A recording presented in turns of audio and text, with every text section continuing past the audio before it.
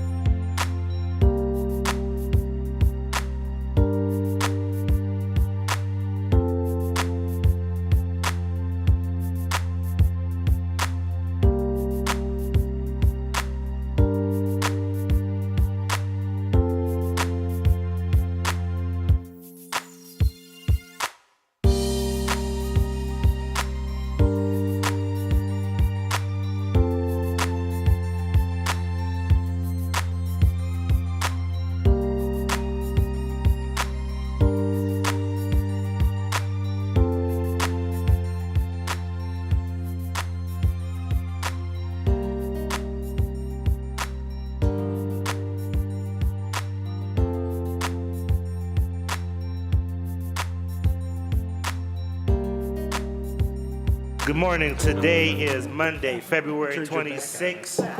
This Committee of Finance, Diversity, Equity, and Inclusion is called to order. Madam Clerk, please call the roll. Here. Canwell, Ray, Hairstone. Here. Marsh. Here. Armstrong, Jones, Casey. Present. Kelly. Present. Moore. Here. Cormack. Johnson, Santana. Slide. Spencer. Here. Starr. Mr. Chairman, you have the floor. Thank you. Just want to reiterate, this is the financial part of the budget. This day really focuses on some of the financial departments, and I know that we had a few operational reviews around this, so just make sure that we keep all the questions around finance and finance. I'll read the ordinance just so that we could make sure we read it into the record.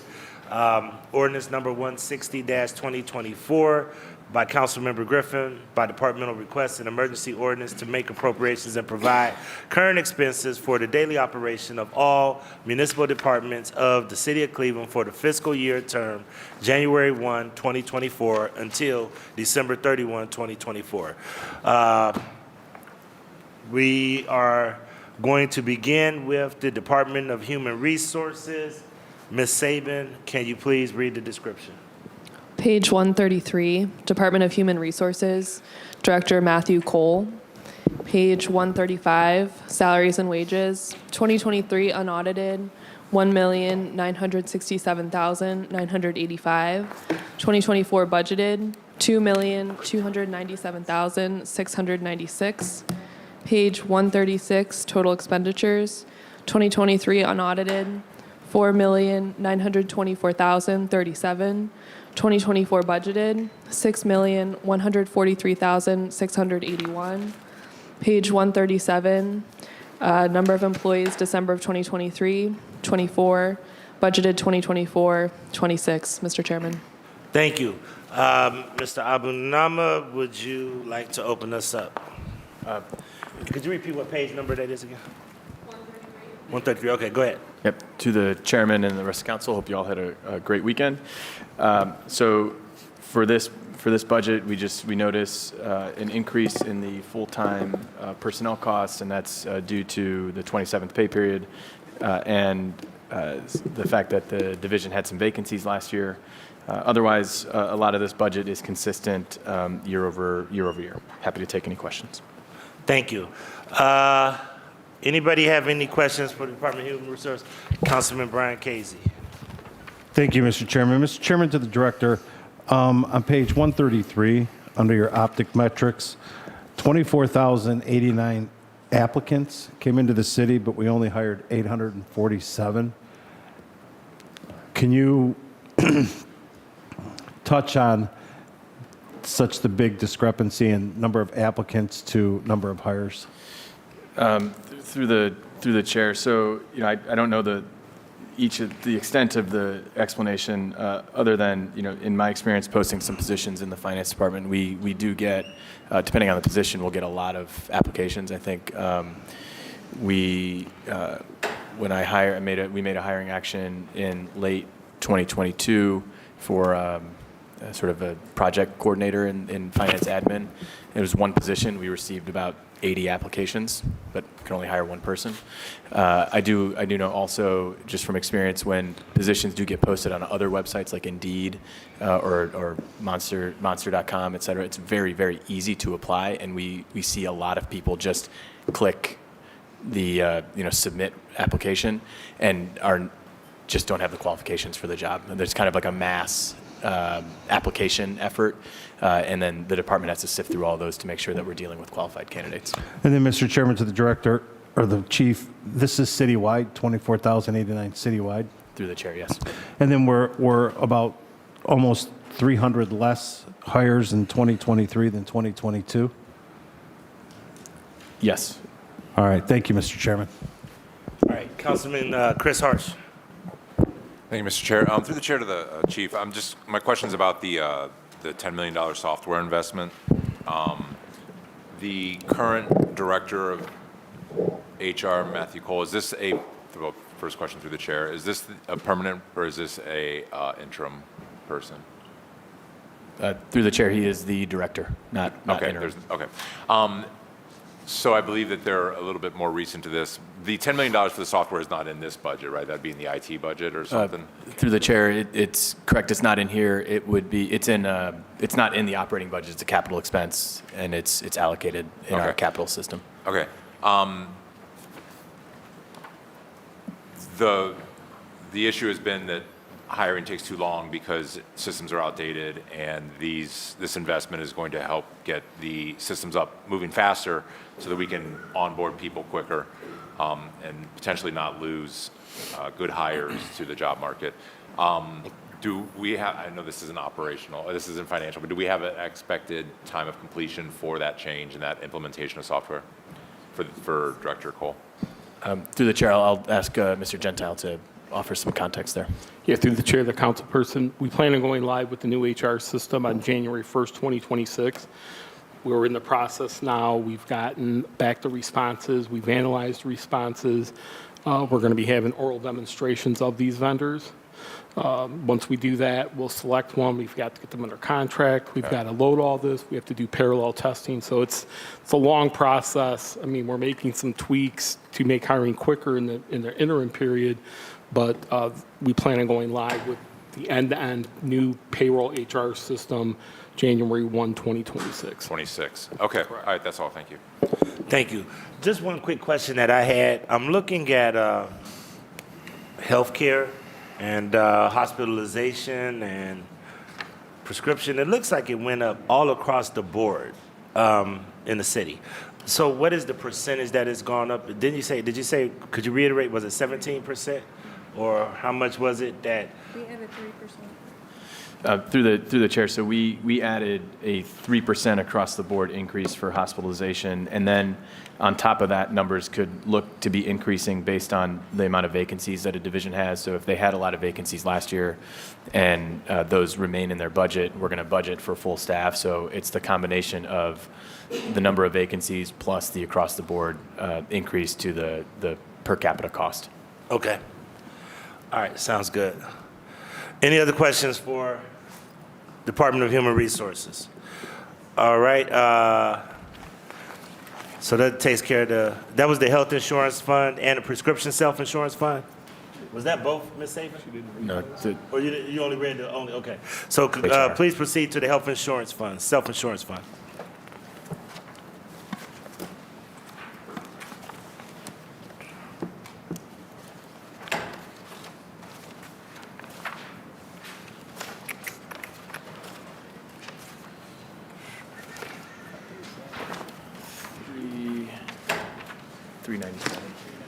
$397?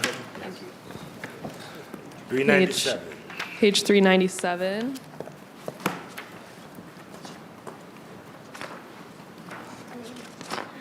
Health self-insurance fund, total expenditures 2023 unaudited, $89,603,014. 2024 budgeted, $103,001. Mr. Chairman. All right, thank you. Director? Through the chair, so this is where we appropriate for all of the costs and revenues needed to maintain our health care coverage and our prescription coverage. As everyone, I believe, is aware, we are self-insured.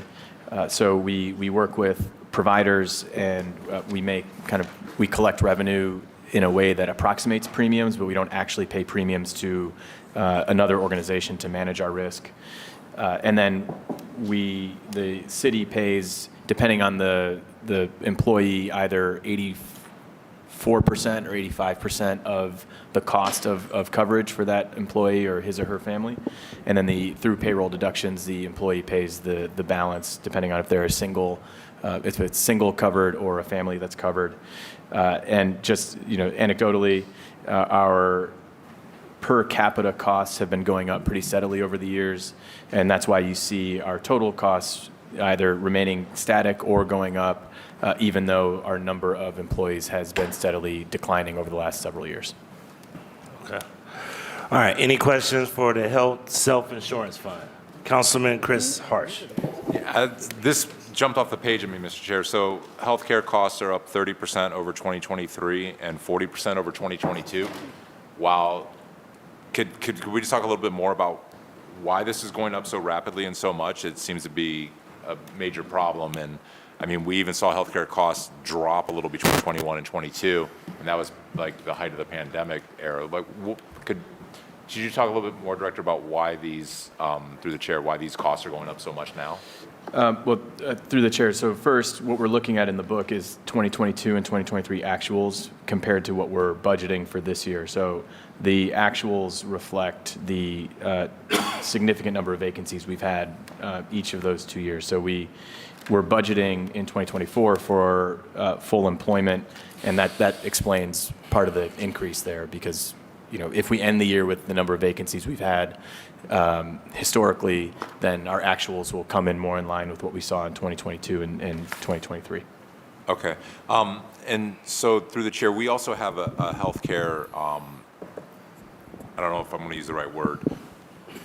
Well, I guess it's the insurance fund. This is not what we assess to each individual department for the healthcare, but this is just a pot of money that we keep aside to cover the overall plan costs. Through the chair, this is where all of the charges made to the individual employees and as part of their payroll deductions, this is where the revenue goes. So the healthcare, this health self-insurance fund is where all of the revenue needed to pay for our healthcare costs ends up, and that's the city's portion that's paid through the payroll deductions and the employees' portion that's paid through the payroll deductions. It all goes into this fund, and then this fund is what we use to pay Medical Mutual and Anthem. Okay. Right, Anthem? Yes. Yeah, Medical Mutual and Anthem for the cost of the healthcare that's provided. Okay, so through the chair, all the departmental breakouts of healthcare costs end up here? Yes. This is where they're paid to, and this is the general, okay. Yes. Okay, understood. Great, thank you. Any other questions regarding it? Councilman Kerry McCormick. Thank you, Mr. Chairman. Just quickly, Chief, what is I remember there being a process for an RFP, but, Medical Mutual obviously is a suburban company now through the chair. Are we looking nationally at the very best pricing for, healthcare now? Again, given that the company that we've historically been, at least since I've been here, is no longer a Cleveland company. Are we looking broadly at, is there a company in California that can provide better care for our residents? Through the chair, yes. So we did in early 2023, or late 2022, we did an RFP for healthcare management services. There were many respondents from all over the nation. All the big insurance companies that you could think of responded, and the two best respondents remained Anthem and Medical Mutual. And through the chair, when does that go back out?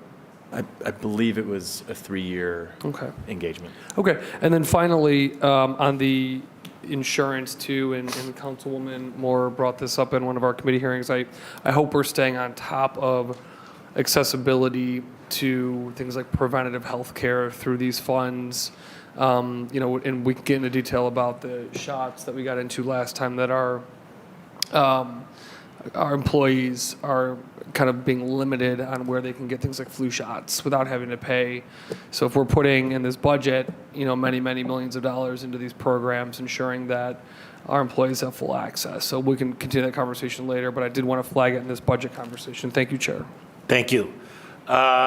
Any other questions for the health self-insurance fund? No. Anybody else? You want to follow up, Councilwoman? No, I was just saying we made some progress on the prescription. Okay. Thank you so much. Appreciate it. Seeing no other questions, let's move to prescription self-insurance fund. Page 398, prescription self-insurance fund. Total expenditures 2023 unaudited, $17,729,078. 2024 budgeted, $22,500,000. Mr. Chairman. Thank you. Do we have any questions for the prescription self-insurance fund? All right. That's pretty much the same thing, except about what is it, about 3% increase, the same algorithm that you pretty much said a couple of minutes ago. Yes. All right, thank you. All right, seeing no other questions regarding the prescription self-insurance fund, please move to Civil Service Commission. Page 71, Civil Service Commission, Executive Director Rashawn Long.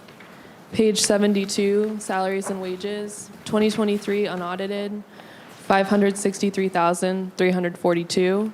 2024 budgeted, $956,535.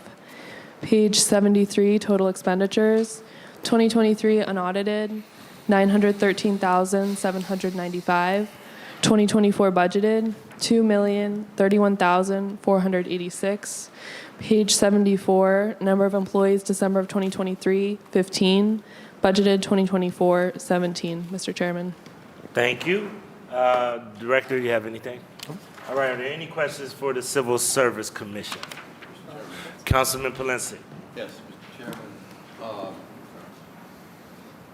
Mr. Chairman, I've raised this last year. I'm going to raise it again this year. I believe the administration is in violation of the charter with regard.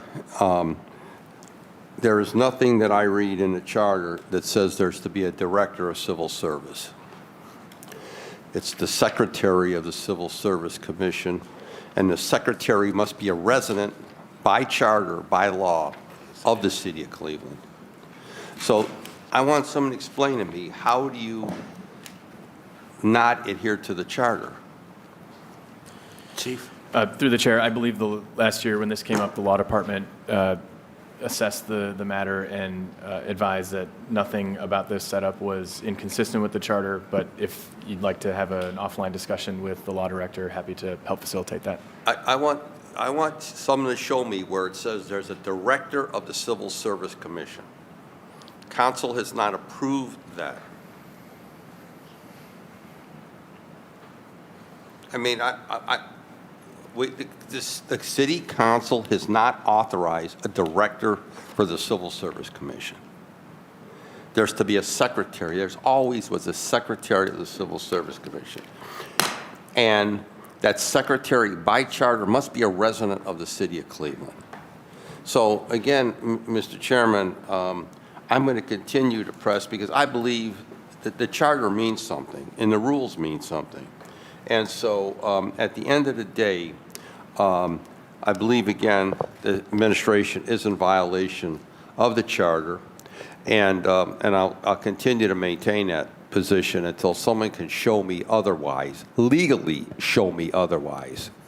And Mr. Chairman, then on page 72, under, let me see, where are we here? Looking for, under professional services, could you explain that to us? The dramatic increase there? Yes, through the chair, there's 3 contracts included in there. One is, and the most significant is for police and fire promotional testing. The department needs to engage a firm to help develop those tests so that we can ensure that promotions are happening on a timely basis. And then the second largest component of that is for the pre-employment physiological exams that take place for many of the jobs that need to be filled here at the city. Yeah, okay. And then, again, Mr. Chairman, I would just say that if we have to retain outside legal counsel to get this clarified once and for all, then I would strongly suggest that we do it. There's a reason for it. There's a reason why that charter provision is there, to guarantee that the Secretary of the Civil Service Commission, who's supposed to be in charge of the Civil Service Commission, is a resident of the city of Cleveland. It's not to be a board member. It's not to be anyone else. It's not to be a director that has not been approved by the city council, the legislative body. It's the Secretary of the Civil Service Commission. So, Mr. Chairman, I believe they're in violation of the law. Thank you. All right, and do we ever bring that up or ask our attorneys, or if anybody can give us an opinion? Because I know that the law director had some conversations. I know we had a lengthy conversation and we held legislation. Right. And to my knowledge, all we've gotten is that it's legal, but I haven't seen anything in writing. Right. So maybe if we could get something. I'll let you. All right, if we could put in a request just to get whatever was sent in writing regarding the validity of having an executive director for the Civil Service Commission. I will state this, that I'm confident in the person that you do have there. I think that she does a great job, but I do understand Councilman Polisic's point that, you know, the rules matter and the charter matter, and we got to make sure that we are abiding by that, or else everything will start to be challenged. All right? I do want to move to one other question, and does the pool, how does the pool, this is one of the things I was thinking about over the weekend.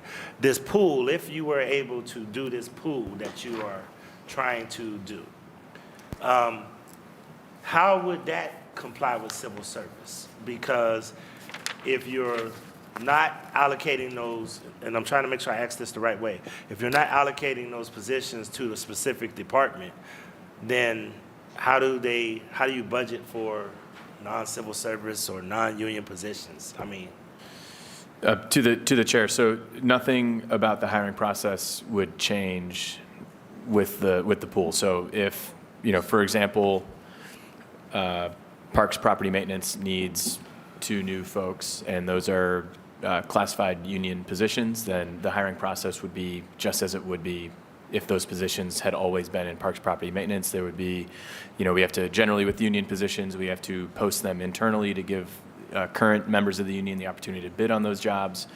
And then if there are no bidders, then we can post it publicly and fill it. So nothing about the process would change. There would still be whatever the civil service requirements are would be conducted. The classifications available would be the classifications with pay bands that council has approved over the years. So no change on that end with the pool. and let me tell you the reason I'm asking that question. And I was thinking this weekend in institutional knowledge, and Mike and some others might remember this as well. The city got sued approximately 10 years ago because they had project directors, then they had project coordinators.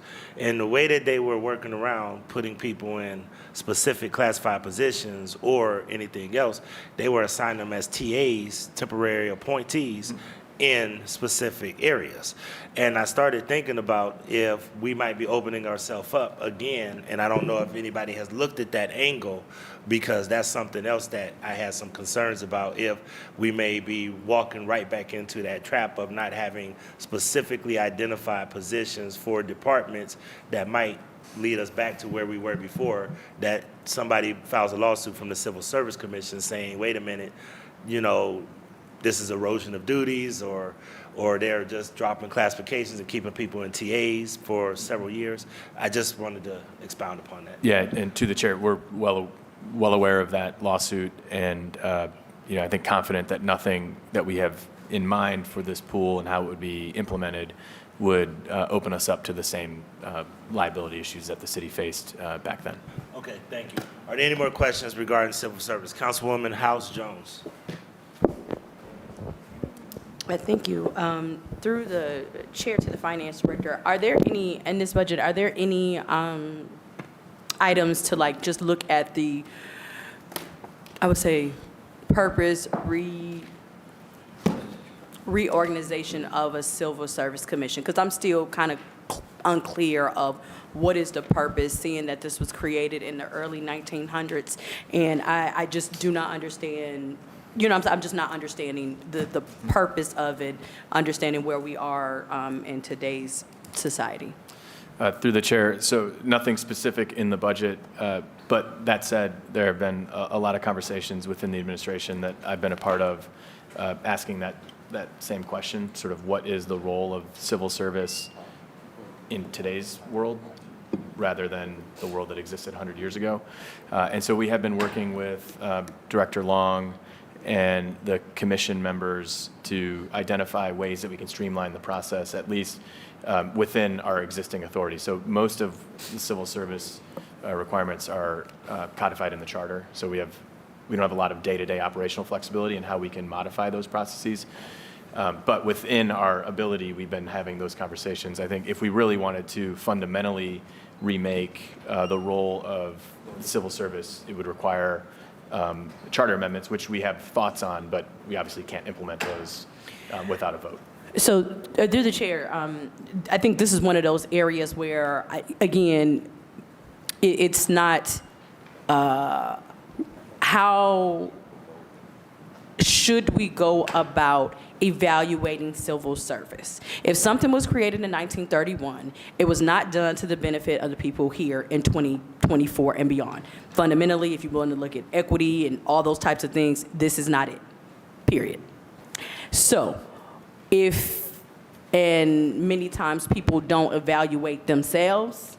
So from the administration's perspective, which department should be looking at the analysis of hiring, promotions, in the 21st century and beyond, and how do we invest in it to ensure that a thorough and effective analysis is done of it, so that something can actually be presented. Therefore, the council can make a decision if we move forward in this current iteration or in potentially a new iteration when it goes to actually hiring, promotion, things of that nature. Through the chair, I would say it's the civil service staff, HR, myself and my colleagues in the finance department and the mayor's office. These conversations have been happening at those levels over the last year to really figure out the role of civil service. I mean, the time it takes to get people hired is frustrating to everybody involved. It's frustrating to us, it's frustrating to you, it's frustrating to the people who are trying to get work. It can take 6 months from the time you apply, which is too long. I mean, if you're looking for a job and you have to wait 6 months to work here and you have a job, an offer somewhere else, you're gonna go somewhere else. And so we lose a lot of qualified people. So one concrete step that we can take within our existing charter requirements in working with the commission is really to rethink what testing means for all the various classifications. So right now, we have a lot of classifications that require a written test, a functional test. And so when you actually apply to the civil service posting, you're not applying to the job, which is incredibly confusing to a lot of people who exist in the rest of the world. And when you click apply, you're applying for that position. Here, you're oftentimes applying to take a test, which may not be administered for several months. Under the rules, interviews can be the test. And so it's really thinking critically about what jobs truly need a written test or a functional test, and what jobs can just be tested via an interview, so that when you apply for the when you're applying, you're actually applying for the job, and your resume is just part of the pot, and you get offered an interview or not. So just to follow up, through the chair to the chief. So I hear, as you're saying, that administration is having conversations about it, but having conversations, but an actual kind of like a timeline for us to evaluate to actually present something is totally different. So the question is the administration looking to present something about potential options to improve, alter, replace the Civil Service Commission? Through the chair, and do you mean sort of from a charter perspective? No, like, you know how you just do a general analysis of something to see if it's good or if it's not, if it's serving its purpose or not. So hence, so like with building and housing, right? So building and housing went through this whole thing. We know this priority and we reorganized it. And then we're providing, supplemental legislation to redo many of the things we're doing. Is something similar being looked at as a part of the Civil Service Commission? Through the chair, yes. I don't know when it would be ready for sort of a legislative package similar to what we saw in building and housing, but there's been a lot of work, actual work, not just conversations, aimed at reducing the time to hire. So, and then clarification is because of the time to hire is based on our civil service setup initially. That's what takes so long to hire. Through the chair, it's a lot of civil service requirements and just our long-standing processes that could certainly be made more efficient. So it's a combination of issues that come together to create this incredibly long time to hire process. Well, through the chair, I would offer a suggestion, amendment, something that this council actually invest some resources and maybe even outline a timeline as to when this in particular should be evaluated, and then being able to compare not only like globally, like what do people do to actually do hiring.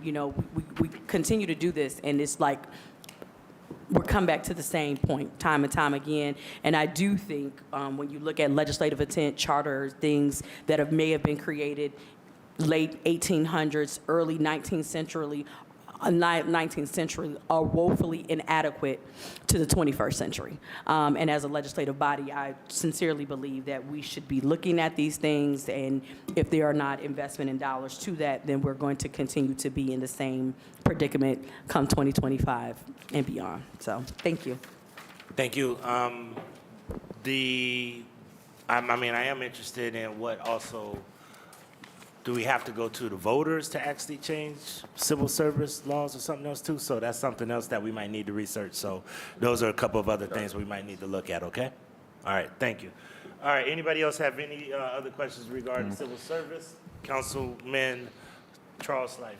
Thank you. And kind of building on Councilman House Jones's point, I think that the chief is right. I think that most people assume they're applying for a job and not applying to take a test.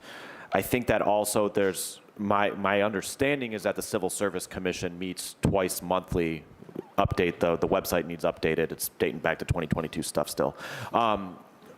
But perhaps we need to be thinking about ways to advertise those meetings more, make those meetings more transparent. Because I think to the average person, it just feels like you click a button, something goes into this black hole. I don't totally understand it. And the perception, I think, out there is that this is not a transparent process. And I don't think that the intent, I think, is for this to be opaque. But people assume it's opaque when we need to just be pushing harder towards transparency. But this is so the staffing budgeted last year was 14, ended the year with 15, and budgeting this year for 17. So there's a slight increase, but it doesn't seem like this is a department that has a large number of unfilled vacant positions that were put into the vacancy pool. Is that correct? Through the chair, that's correct. The department has done actually a very good job of filling positions in this latter half of 2023. Thank you. So contrast that, though, with in 22 and 23, this department or this commission spend about 60% of its total budget. So it seems that it's not a case of being challenges in hiring. It might be, things add up, but I'm honing in on the professional services, and it looks like last year we budgeted $350,000 for professional services and only spent $61,000 of it. And then I was trying to pull up 22, but my phone was going slow, so you can bear with me. Also did $350,000, spend $112. So can you comment on that 370 number? Is that are we expecting to do more contracting this year, or is this a case of where we are just sort of taking numbers from previous budgets and adding an inflator to them, and maybe we need to think about if these numbers need to just be lowered because we haven't had that need? Through the chair, it's my understanding that the reason why the actual numbers have been low in 22 and 23 is because the police and fire promotional testing contract had not been executed, and that's a $320,000 contract that we're planning on this year. And so assuming that gets certified this year, then we'll see the actual numbers much higher in 2024. Okay. Are you able to comment on what the delays have been in that? Has it been through negotiations? Has it been in? I don't know. Okay. Thank you. Thank you. Councilman Michael Polensek. Yes, thank you, Mr. Chairman. My honorable colleague, I just want to offer something. The length of time, it never would take this long in the past to get people hired. Right. I can tell you, I can remember when we'd have 3 police classes. Yeah. And I think there are some years we had 4 police classes. So it would never take this long in the past. So what I would request, and follow up on Councilman and comments, both my colleagues, Councilwoman House Jones and Councilman Slight, for our research staff to go back and look at the staffing levels of civil service. Because I don't think we've ever been this low in civil service. We never had a problem getting people hired in the past. The process was much quicker, it worked efficiently and effectively, and it seems like now it's like, to get anything done around here now, it's like molasses in February, early February. So we've got to figure out why, and I think it has to do a great deal with staffing levels in civil service. Thank you, Mr. Chairman. Thank you, and I'm glad you said that because it has been times when I've seen the city hire a lot faster, and I know that originally the Civil Service Commission was set up in order to combat Tammany Hall, where everybody was That's pretty exactly. much just hiring family and friends, and they tried to put some protective measures in place. But as everybody says, things that were built a long time ago may not be sufficient for today. But I do have the utmost confidence in the leadership team that you have there now. Worked with Ms. Long for years, so I do know she does a good job.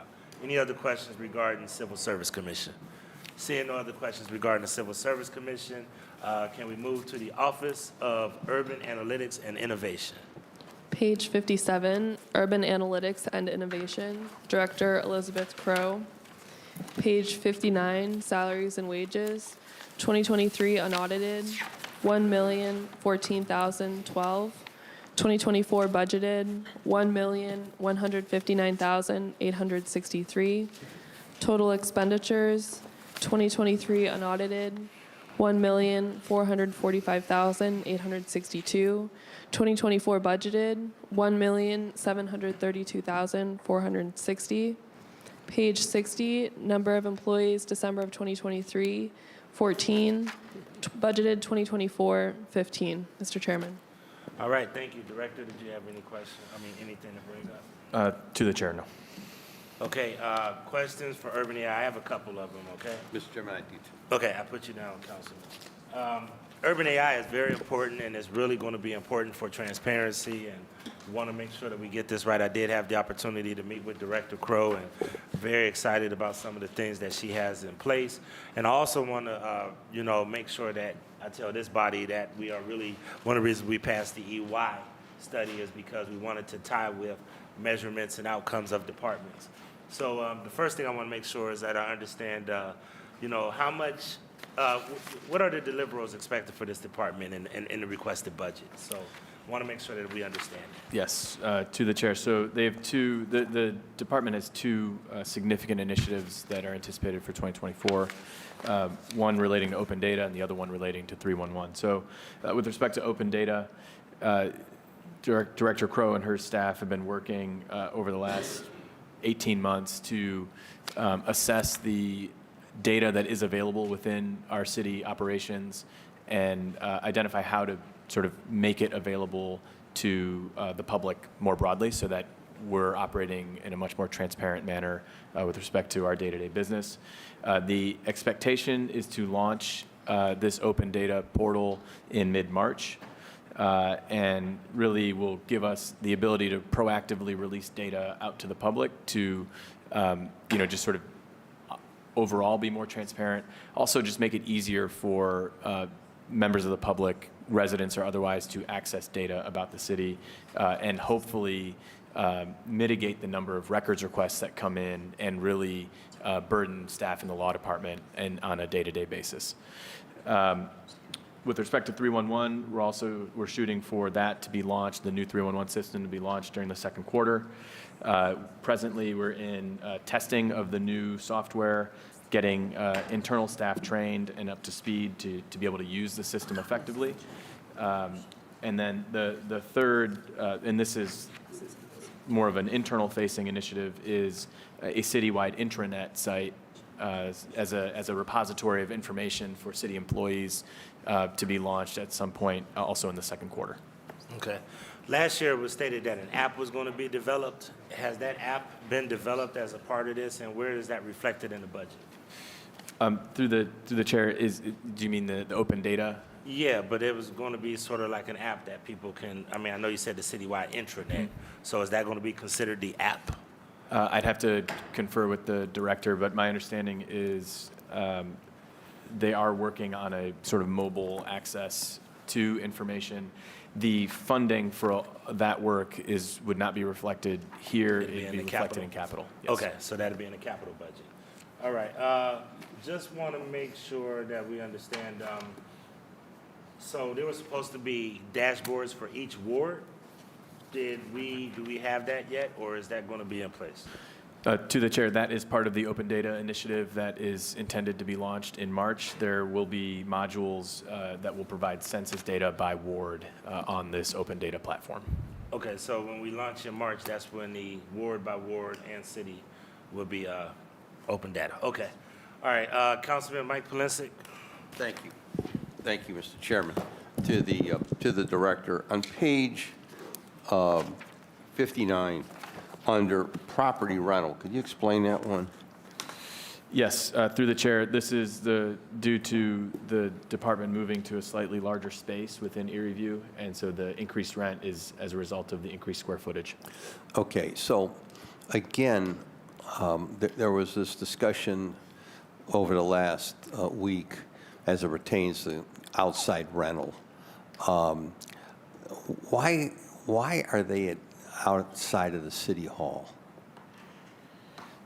To the chair, there isn't space that is presently usable for the staff.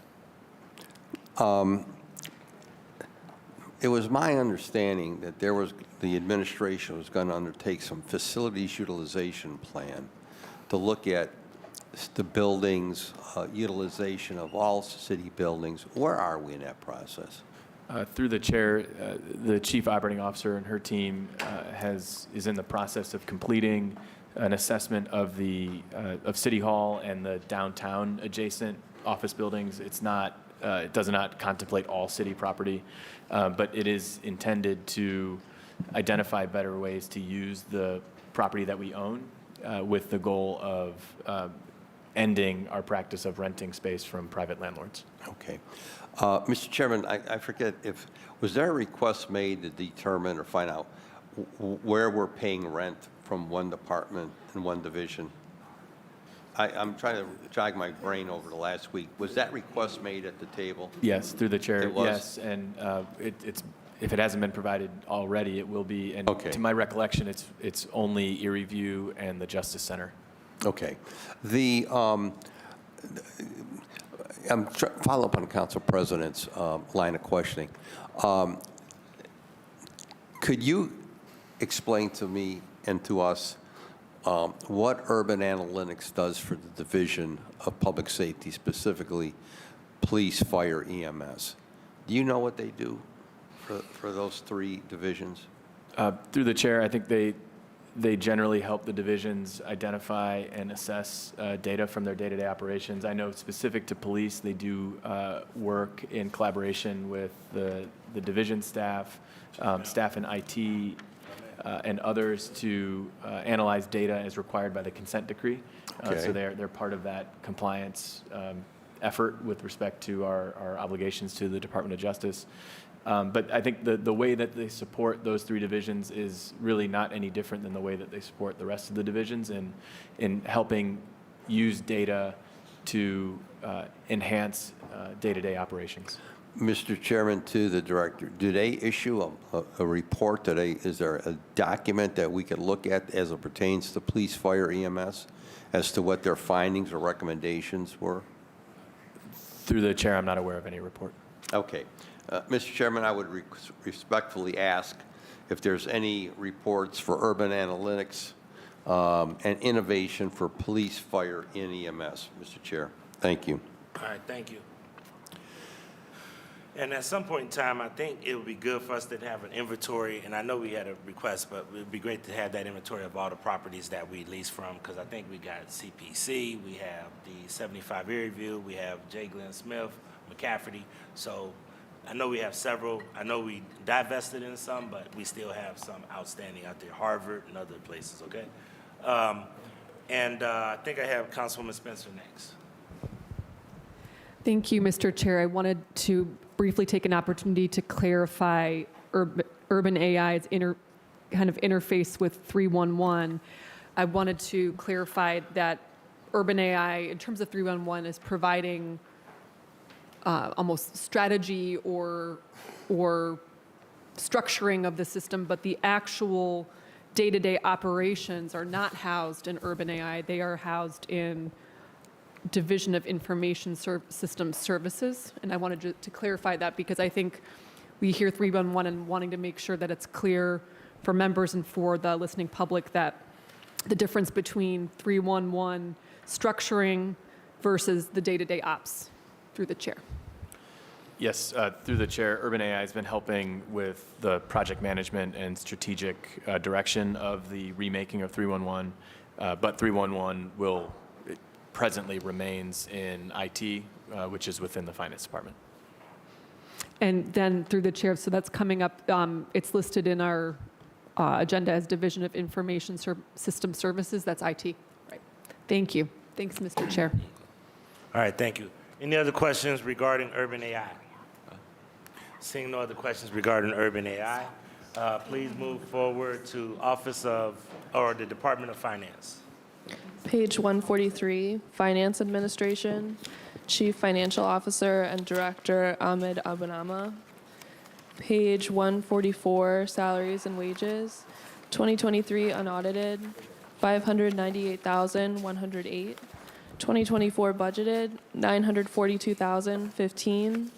Page 145, total expenditures, 2023 unaudited, 940,176. 2024 budgeted, 1,448,208.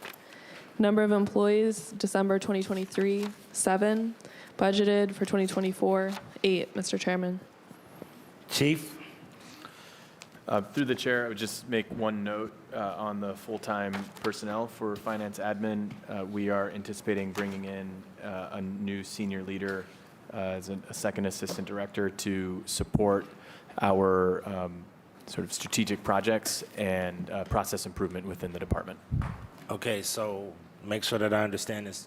This is where it's always good to understand. So the help process improvement with just making sure that getting contracts out, or process improvement with the overall department, or what specifically are we talking about? And this is where it'd be good for us to understand a little bit more of understand what that means. Yep. So in this role, the individual will really just will be responsible for leading efforts to make our day-to-day work more efficient, identifying workflows and systems within the various divisions that can be improved, and then supporting the work of those divisions to actually implement those changes to make our work more effective and efficient. So that's pretty much an assistant director. Yes. All right. Okay. Any questions regarding Councilman Kerry McCormick? Thank you. And my apologies if you already described this, but the reduction in headcount, can you speak to that? You went from 13 to 8. Yes. Through the chair, that was the result of the creation of the Division of Risk. Oh, okay. Okay, so these were shifted. You're not stripping yourself of the person power that you need. Yeah. Okay. Okay. Anybody else have any questions regarding the Department of Finance?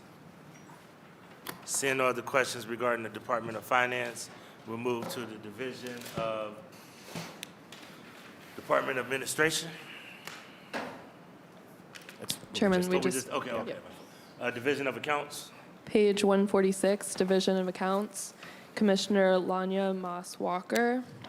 Page 148, Salaries and Wages, 2023 unaudited, 1,062,990. 2024 budgeted, 1,241,871. Page 149, total expenditures, 2023 unaudited, 2,228,478. 2024 budgeted, 2,714,981.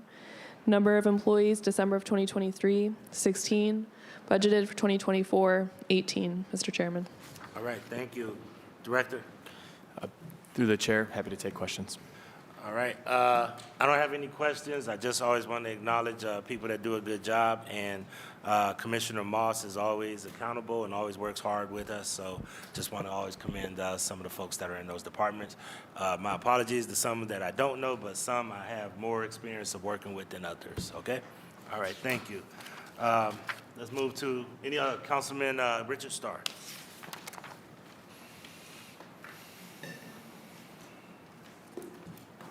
Thank you, Council President. And when I'm looking at the output metrics and the historic metrics, I see that there's in the budget on page 146 that there shows that in 2023, 20+ thousand payable checks were processed.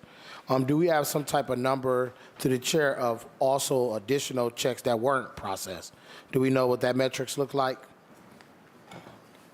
Through the chair, I'm not sure if you could clarify. So right here on page 146, it shows the output metrics, then it has the historic data. And right now it shows from the years of 2021, 2022, 2023. From 2021, it was a time period where we were processing between 5,000 to 10,000 payable checks. Then in 2022, there's 10,000 to 15,000 checks. In 2023, it says we've had 20,000 plus checks with a time frame of 7 to 10 days. Can you elaborate how many additional checks do we need to process that hasn't been yet processed? Through the chair, I don't know that we can measure what we haven't processed, because if we haven't processed, that means that the request hasn't made its way to the Division of Accounts. Okay, and through that point, one, I would ask Council President, I know during the state legislation, once something goes statewide and it passes, everything goes into law 30 days in advance. Do we on the here at City Council or in the city of Cleveland have anything in place that requires once something is passed, it has to get out the door 30 days? Say, for instance, if it's something that we pass from an ordinance that's emergency for us to get things in. Prime example, one of the issues I'm dealing with is understanding why we haven't been able to get the ARPA funding for home repairs out. If we passed that and it was something that council needed, how do we put some time frame measurements to get that out the door within a 30-day time frame, as opposed to this 60 or 90-day process? How do we expedite that process? I would have to get what the legal guidelines are, but I don't know if Mr. Gentile looks like he wants to take a shot at it. Yeah, through the chair, the council person, in the Division of Accounts, once they have the payment queued in their system, it's out within 7 to 10 days. So I think what we're probably talking about is something before it gets to accounts.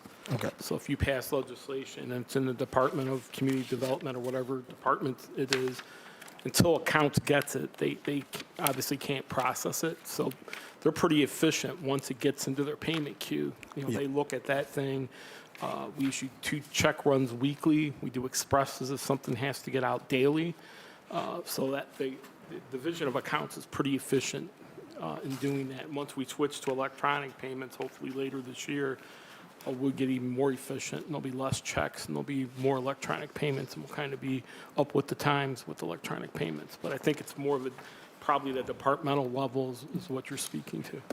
And thank you, Comptroller, Mr. Gentile, and to the Council President. Is this something that we could possibly look at with our staff to figure out how we could put more of a strategic process together, requiring for things that council passed or council-led initiative be prioritized as an opportunity to get the money out the door, whether it's things that we pass or contracts departments enter, whether it's through CDBG, block grant funding, or those type of initiatives. Once we pass it, how do we expedite that process to ensure that it is getting out the window? So that'd probably be through another department. So I would definitely challenge through you to see if our staff can look at that, to see if there's some things that other cities have done, or is there some things that we can lead the charge on to ensure the money is getting out there as quickly as possible. We could take a look at all of that. I understand what everybody's frustration is. I had the same frustration. We want to see the money hit the street, and I believe that's some of a conversation that we got to push more with the administration. They have the responsibility to administer and push these things out the door. So I hear your frustration. I hear the frustration of the council on getting those things to hit the street, and we'll follow up with that, okay? All right. Anything else, Councilman? Yep, and just do our due diligence to push it on our side, so we can make sure we can also speak to our constituents that we've done our part. And if things ain't hitting the door after we didn't processed it, went through the legislative process, others have to be held accountable just as well as we've always been held accountable. Okay. Anybody else? Councilman Conwell. To the chair, to the CFO, when things don't hit the streets, let's say, for example, you get a purchasing order or whatever the case may be, and you sit on it or you have to go over it several times, it costs more money because someone didn't execute on it. So saying that, do you guys, because you got to get it out the door, and you know it's costing us more money. For example, if something takes one worker to push this purchasing order to get it out the door, are we using 2 or 3 of the process I'm talking about that we're doing so that we won't have time constraints? Because time constraints, it goes over to triple constraints. Quality constraints as well as cost constraints, it take the cost up. And that's what I'm talking about, the triple constraints. Do we have anything to try to control that? Because we're wasting dollars.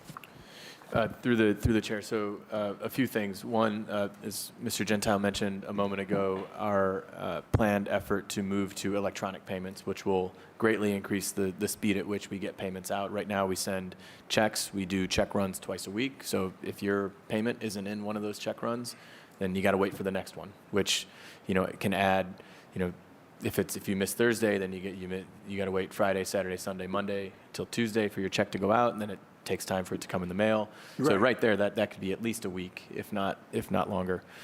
Moving to electronic payments means that if we process the payment today, it'll be in your account tomorrow.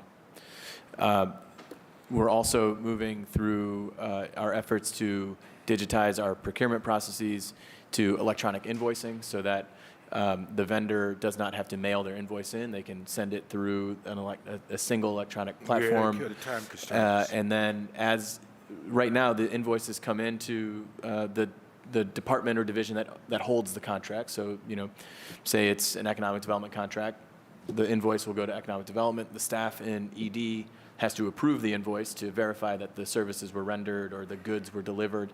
And then there's a process to get that invoice to the division of accounts for payment. That process is done by paper until the invoice gets put in our Advantage system for payment, and then then it starts the electronic processing.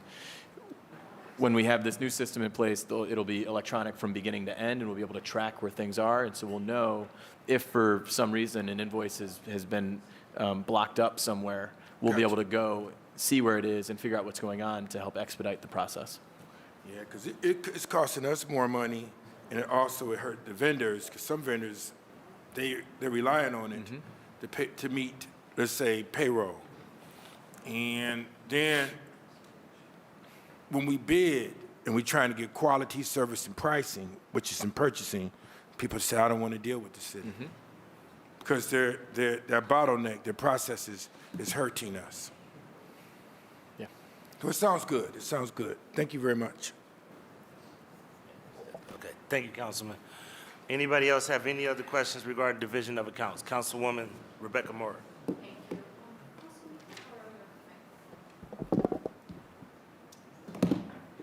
Thank you. Just briefly, under the contractual services line item, could you tell us a little bit about what is covered in both the professional services and other contractual categories, through the chair? Through the chair, that is for Snyder Blake, their ADP contract, and Kronos. Okay, which one is the Snyder Blake, through the chair? Through the chair, it's other contractual. Okay, and so I understand we had, in the public works conversation, we learned that there was sort of one large Snyder Blake contract for the whole city, but it's sort of subdivided among different departments that access it. And so you're saying that the $550,000 under other contractual is going to Snyder Blake for their portion of the overall Snyder Blake temp agency contract, through the chair? Through the chair, that's correct. Okay, and what does that cover in terms of labor for the city, through the chair?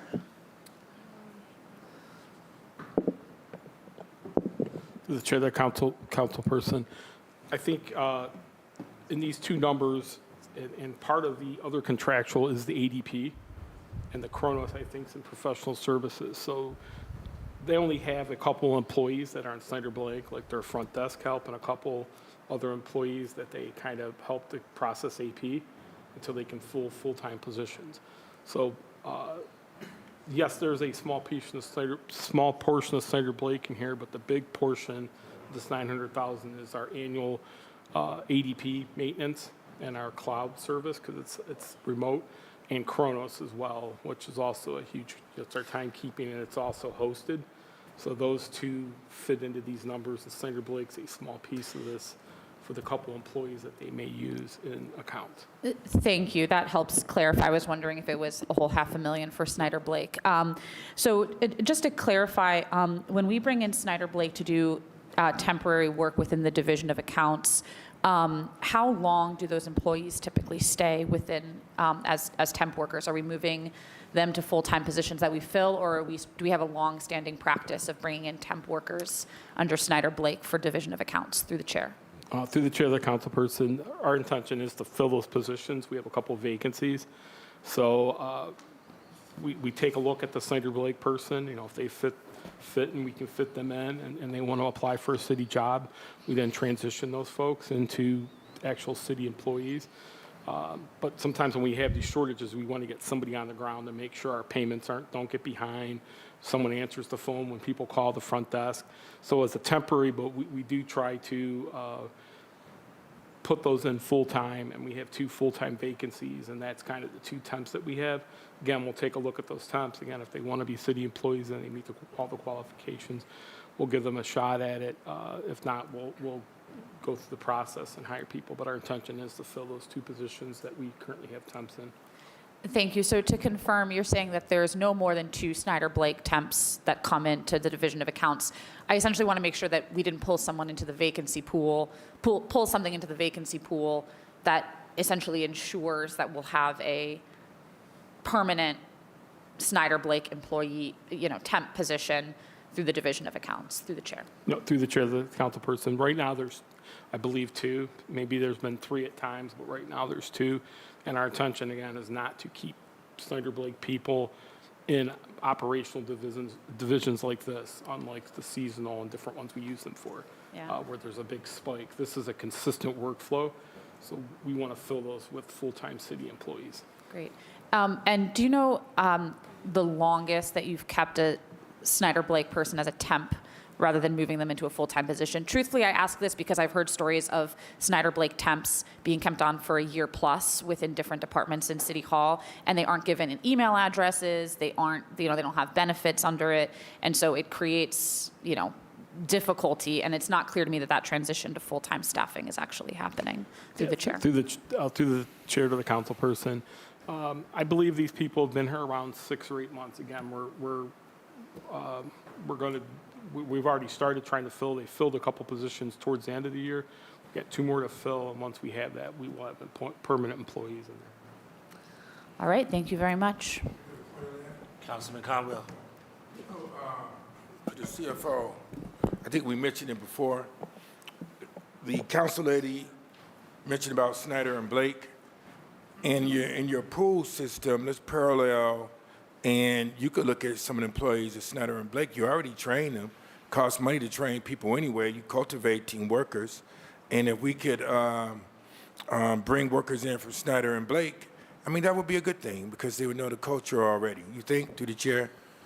Through the chair, couldn't agree more. I think, if we have someone who's already here doing the work and they're doing a good job and we have a vacancy, it's certainly beneficial to converting that individual to a full-time employee if that's what they want. Sometimes folks like the flexibility of being a temp, and we've had that crop up a couple of times. But I can tell you in admin, we had, last year we had a Snyder Blake temp. She did a great job, and she is now a full-time city employee.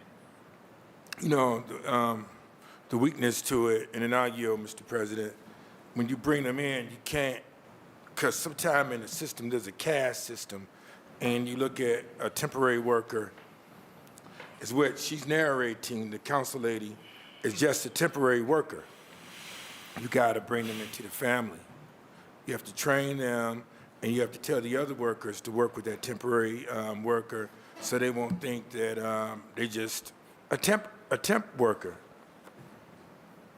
Because it's an undercurrent of a caste system here in the city or elsewhere where they're just a temp when you say that. And so the managers have to continue to keep training them as well.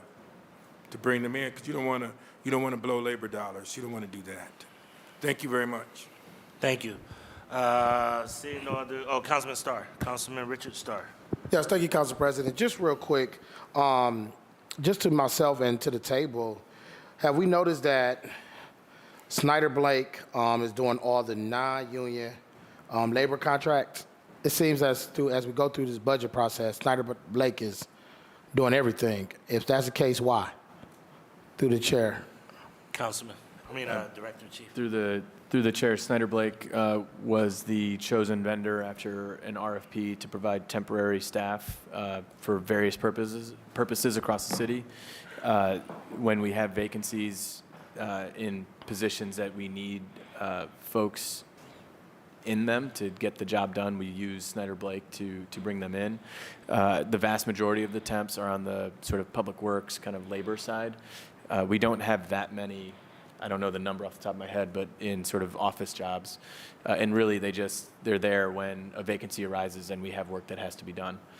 But I don't know that, it's certainly not part of our strategy sort of to fill positions with temporary labor in lieu of full-time employees. I think if we can find full-time employees to do the work, we much prefer that. Okay, to that point, have we ever thought about looking at other different staffing agencies so you can get a diverse pool? Because if certain folks only know about Snyder and Blake, they're going to only apply through Snyder Blake. Are we looking at different organizations such as Minuteman Staffing, Lakeland Employment Group, just different agencies that can possibly reach a different demographic or a different pool of candidates? Did we thought about that, or did we do that RFQ, I think, process? It was only intent for one organization? Through the chair. Through the chair. So two answers. One, Snyder Blake won the competitive process. So, we have to award our contracts based on a competitive process. They won it. So that's the first point. Second, we have had some challenges in particular with more specialized office support when working with Snyder Blake. So there was, I believe, an ordinance that council approved last year that allowed us to engage a second firm in addition to Snyder Blake to support more of the office job placements, and we're working right now to identify who that will be. And to that point, do you got a time frame when we pass that actual ordinance? Through the chair, it was in the fall of 2023. All right, thank you, and I yield, Council President. All right, thank you. Any other questions? Yes, Mr. Chairman. Councilman Mike Valencia. Thank you, Mr. Chairman. Mr. Chairman, to the director, Mr. Gentile. So I want to get this clear. So you're telling us at the table that no one, I want this clear, that no one has worked longer than a year with the city for Snyder Blake in a temporary position? Through the chair of the council. No, and I didn't say that. I said in the division of accounts. Okay. When I was specifically talking about a couple employees. I don't know about the entire city. Okay. I'm not going to go out on that limb. Of course you ain't. Because I got people texting me here, city employees who are watching this, Division of accounts. who are telling me a year and a half, 2 years, Snyder Blake. So again, Mr. Chairman, that's the good thing about this on Channel 20, that city employees are watching it, who are in these departments. So why would we have someone working 2 years, a temp? Through the chair, I don't know. You'd have to talk to the supervisor over that person. Okay. So then we all need to be watching this very closely, Mr. Chairman, because I'm of the opinion, and I continue to say, we need to hire people. We need to hire full-time employees, hopefully Cleveland residents, to fill critical positions with the city. Thank you, Mr. Chairman. Thank you. Seeing no other questions regarding Division of Accounts, we'll move to Division of Assessments and Licenses. Page 150, Division of Assessments and Licenses, Commissioner Dedrick Stevens. Page 152, Salaries and Wages, 2023 unaudited, $1,974,327. 2024 budgeted, $2,403,854. Page 153, total expenditures, 2023 unaudited, $4,103,400. 2024 budgeted, $4,958,485. Page 154, number of employees, December of 2023, 30. Budgeted 2024, 38, Mr. Chairman.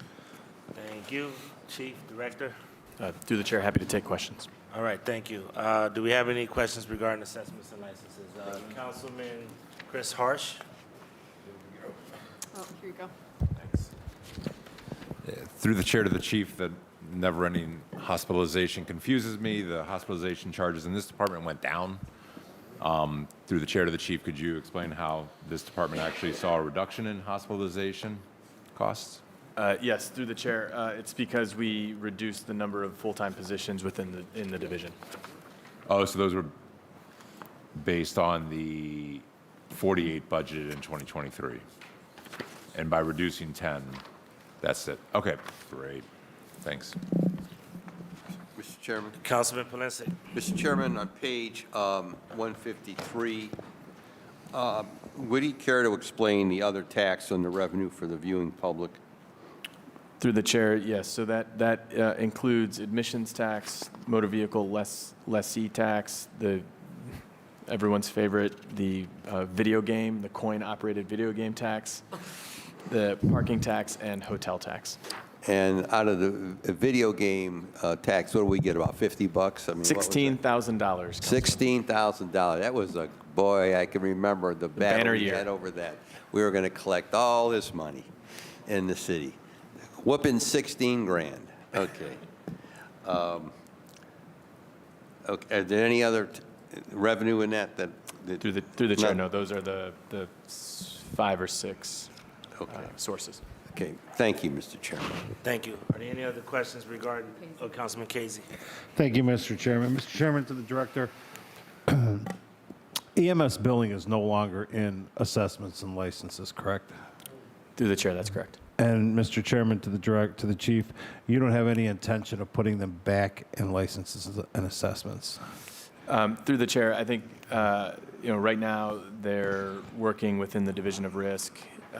We're focused on hopefully once the ordinance authorizing us to enter into an agreement with a third party for management of the billing process, we will need to assess where.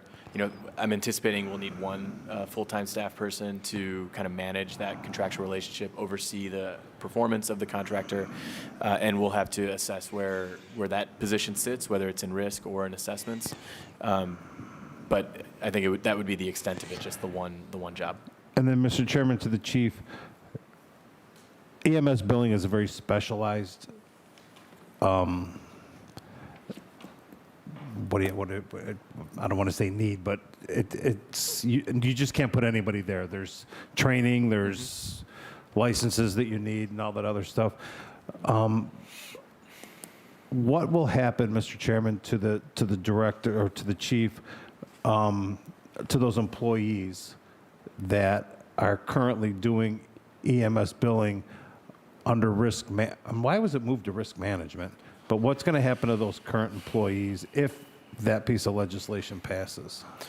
Through the chair. So what we have communicated to the Local 100 organization and to the employees themselves is either they will have the option to move to the third party that would be doing the work for us, or there are, as we all have discussed at this table, there are many job openings across the city, including many within that are covered by Local 100. And we have assured the employees that should they wish to stay employed with the city, that we would find them an appropriate position within Local 100. And are those employees who are currently doing it, Mr. Chairman, to the chief, are they union employees? Are they the chair, at will? yes. They're Okay. Local 100. All right. Thank you. And just as a follow-up to that, in writing with those employees? Through the chair, I have met with them individual or as a sort of face-to-face. There was not a request in those sessions for this to be conveyed in writing, but I'm happy to. All right. Request that. We've already had that conversation multiple times, and once that happens, then we'll do what we need to do. All right? But if we could, that'd be great. Appreciate it. Any other questions regarding Division of License, Assessments, and Licenses? Okay. Seeing no other questions, let's move to Treasury, Division of Treasury. Page 155, Division of Treasury, Treasury Natalie Banks. Page 156, Salaries and Wages, 2023 unaudited, 510,454. 2024 budgeted, 598,403. Page 157, total expenditures, 2023 unaudited, 775,289. 2024 budgeted, 964,677. Number of employees, December of 2023, 5. Budgeted 2024, 7, Mr. Chairman. Thank you. Do we have any questions for the Division of Treasury? Mr. Chairman, Councilman Polinsky. on page 157, could he elaborate on the revenue again, why such a dramatic jump from 2022? Through the chair, yes, that's the revenue for this division is our interest earnings in the general fund, and interest rates have been significantly higher over the last couple of years than they had been in the previous decade or so. That in combination with the significant cash that we have as a result of the American Rescue Plan Act stimulus has led to significantly elevated interest earnings for the city. Okay. And Mr. Chairman, to follow up on it, what institution or institutions do we have those funds deposited with? Through the chair, Key, Huntington, and PNC, I believe. The three big ones. Those three? That's the three big ones. To the chair of the council person, that's the three major depositories.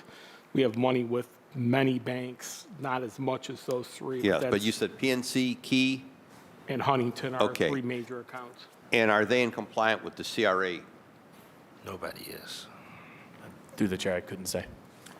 So I do not know. if we could, we're going to bring up the CRA and the CD. And just for this body, it is my understanding, and I learned this through going through the traumatic experience of losing, temporary losing a bank on Buckeye, is that no bank has had a CRA agreement with the city of Cleveland since 2014. Oh, that's wonderful to hear. 2014 to 2015. So they are all negotiating all of those right now, because that was the first question I asked when we had the challenge on Buckeye, is what is the CRA agreement? And no bank right now in the city of Cleveland currently has it. But we'll get an update on that. I've already started talking with folks to make sure that we get that update when they come. Thank you. I think, Mr. Chairman, that is critical. Yep. Because how many of us heard about folks not being able to get loans in this city? Mortgage loans, rehab loans. I experienced that myself. So let's see.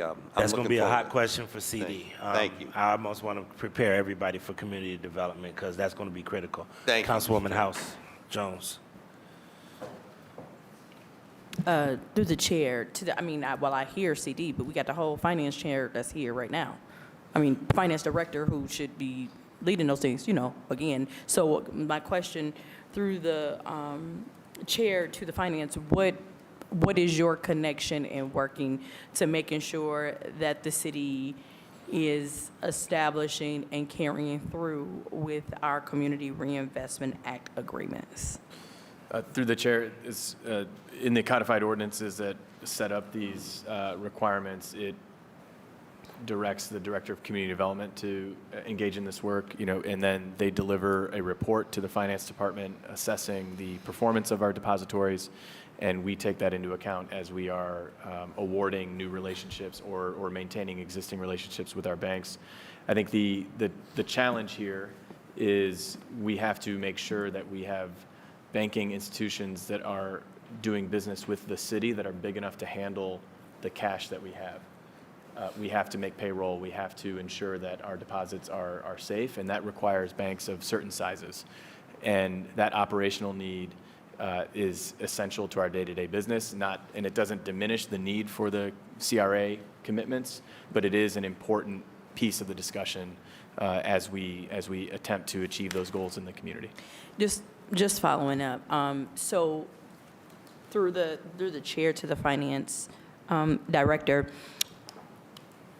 what are the opportunities because I believe there was some time last week that we talked about having at least 200 different accounts of certain, did I hear that correctly? 200 different accounts within these 3 institutions. So if we have, in my mind, 200 different accounts, what prevents us then from reorganizing our money, even if you just did a department, right? Breaking down the contracts to have smaller amounts of money that are pulled within maybe whether it's a credit union or something like that, coupled with the legislative changes that would be required to do that. And this is something I will just shout out the Ohio Sustainability Business Council, which talked about the opportunities in other, really we were talking about states at that time, back in like 2014, 2015,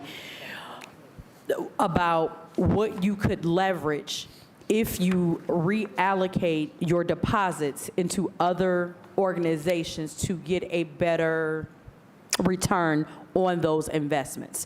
What type of conversations have we been having in that regards of breaking it down? Because I understand the fiscal risk having larger sums of money, but does anything prevent us from using smaller deposits based on our budget? Through the chair, so I think the banking industry has changed quite a bit over the decades, and what may have been a really competitive market where a lot of banks wanted to do the city's business in the past, that is not the case now. So, we've had banks choose not to do business with the city because of our requirements, and it's not just CRA, it's the collateral that we require our banks to hold we require them to hold 110% of what's on deposit to ensure that our city funds are protected in the event of catastrophe. And we saw those events actually take place last year with Silicon Valley Bank and other banks throughout the country where organizations lost their money because they didn't have the same kind of collateral protection requirements that we have. So we are, for better or worse, and I think in times of stress, for better, a really expensive customer to have for a bank. And a lot of banks simply don't want to do business with us because of that cost. To put it in real terms, for every dollar that we have deposited with a bank, they have to purchase a Treasury security or a certificate of deposit of $1.10 to cover our funds, which is an expensive proposition for them. All right. So through the chair to the finance chair, I understand what you are saying, but I'm asking, are there opportunities versus do we have financial institutions where we have considered putting, I don't know, $500,000, or hence the boxing commission's, my favorite, boxing commission's $38,000 in a place. You see, I'm saying like this because, again, I think in this day and time, we have to recreate and rethink how can we best leverage our dollars at the same time, because we are a major economic force within this region, look to do things that can give us we can get, like I said, a better return on our investment that we are making to sustain many of these financial institutions. For as many financial institutions that may not want to do it, I think there are some opportunities to look in some non-traditional ways that have typically been going on. Hence, there are other states and communities that do things differently, not like the city of Cleveland. And how are we actually exploring those things and not just talking about it, but but to practicing it. That's kind of where I am. Through the chair, I'll make one more comment. I'll ask Mr. Gentile to offer his thoughts. Yes, there's certainly opportunities. What those are, I don't quite know. And this is also in the context of, we have the 200 accounts. We, on this side, hate that and would like to get down to as few accounts as we possibly can because it is really expensive. There are fees associated with each account, and it's very expensive for us to maintain that kind of account structure. Where you look at other cities, like Columbus, I think has 7 bank accounts and operates much more efficiently. So I think there are opportunities. We just need to make sure that they fit within our overall strategy to manage the city's money efficiently. And then before Mr. Gentile answers to the chair, you indicated similarly, is it a best practice compared to other cities that have the baseline requirement that we have? Is that what other cities have, the $1 to $1.10 of what we put into deposits? Through the chair, it varies. The state of Ohio has a pooled collateral system that local governments can participate in, which provides a much more attractive setup to the banks versus what we provide. It really is a matter of our risk tolerance. In pooled collateral system in times of stress, there may not be enough collateral to go around to protect our money. So we might end up getting 70 cents to each dollar that we had on deposit versus our approach where we are guaranteed a return of our cash. So it's really a matter of risk tolerance, how likely we think risky events will take place. Unfortunately, they just happened last year, so they're top of mind and fresh in our memories. I think I'd have some reluctance to reduce the collateral that we are required at this moment, given what's happening in the banking sector and the stress that the banks that serve us, these sort of regional banks, are under at the moment, given their competitors and how they're able to operate. I know Mr. Gentile was going to say something, and then I do think this is something that we really should work on in a real way of looking at other institutions. I mean, there's a whole thing about even if we shift anywhere from 5 to 10% of our deposits into more local things, how that activity in and of itself could help people just with basic things of car loans, home loans, all those type of things that traditional banks are not doing. They're not doing it. And we really should look forward because we have shown that we've had the tolerance and capacity to spend our dollars to maintain all of these accounts, even if we, went down to 30 accounts or whatever the case may be. If there's a will, there's a way. And I feel like in this time and place, in the context of the community that we are in, knowing that we are going to have to be partnering with financial institutions that understand the trajectory and the real plight of Clevelanders, we need to look at other financial institutions that are better equipped or understanding to be real partners. And that's even the thing is like, why don't we even put any money into our own bank? Do we have any money through the chair to the finance chair in our own like savings credit union? To the chair, the councilperson, we don't have anything with the Civil Service Credit Union. Okay. I'd just like to add, we have around 200 accounts. There's 3 major banks, but we do business with several other banks. I think this, to your point, I think when you discuss this with CD on the CRA for some other banks, we always listen to banks, and if they can provide something through the CRA, we're not opposed to depositing money in other financial institutions if it's beneficial to the city. So, because we do business with a lot of different banks. We have over the years. We do, for efficiency purposes, want to figure out why we have 200 and other major cities don't, and that's an initiative that we're kicking off. We talked about it with the strategic plan with the NY.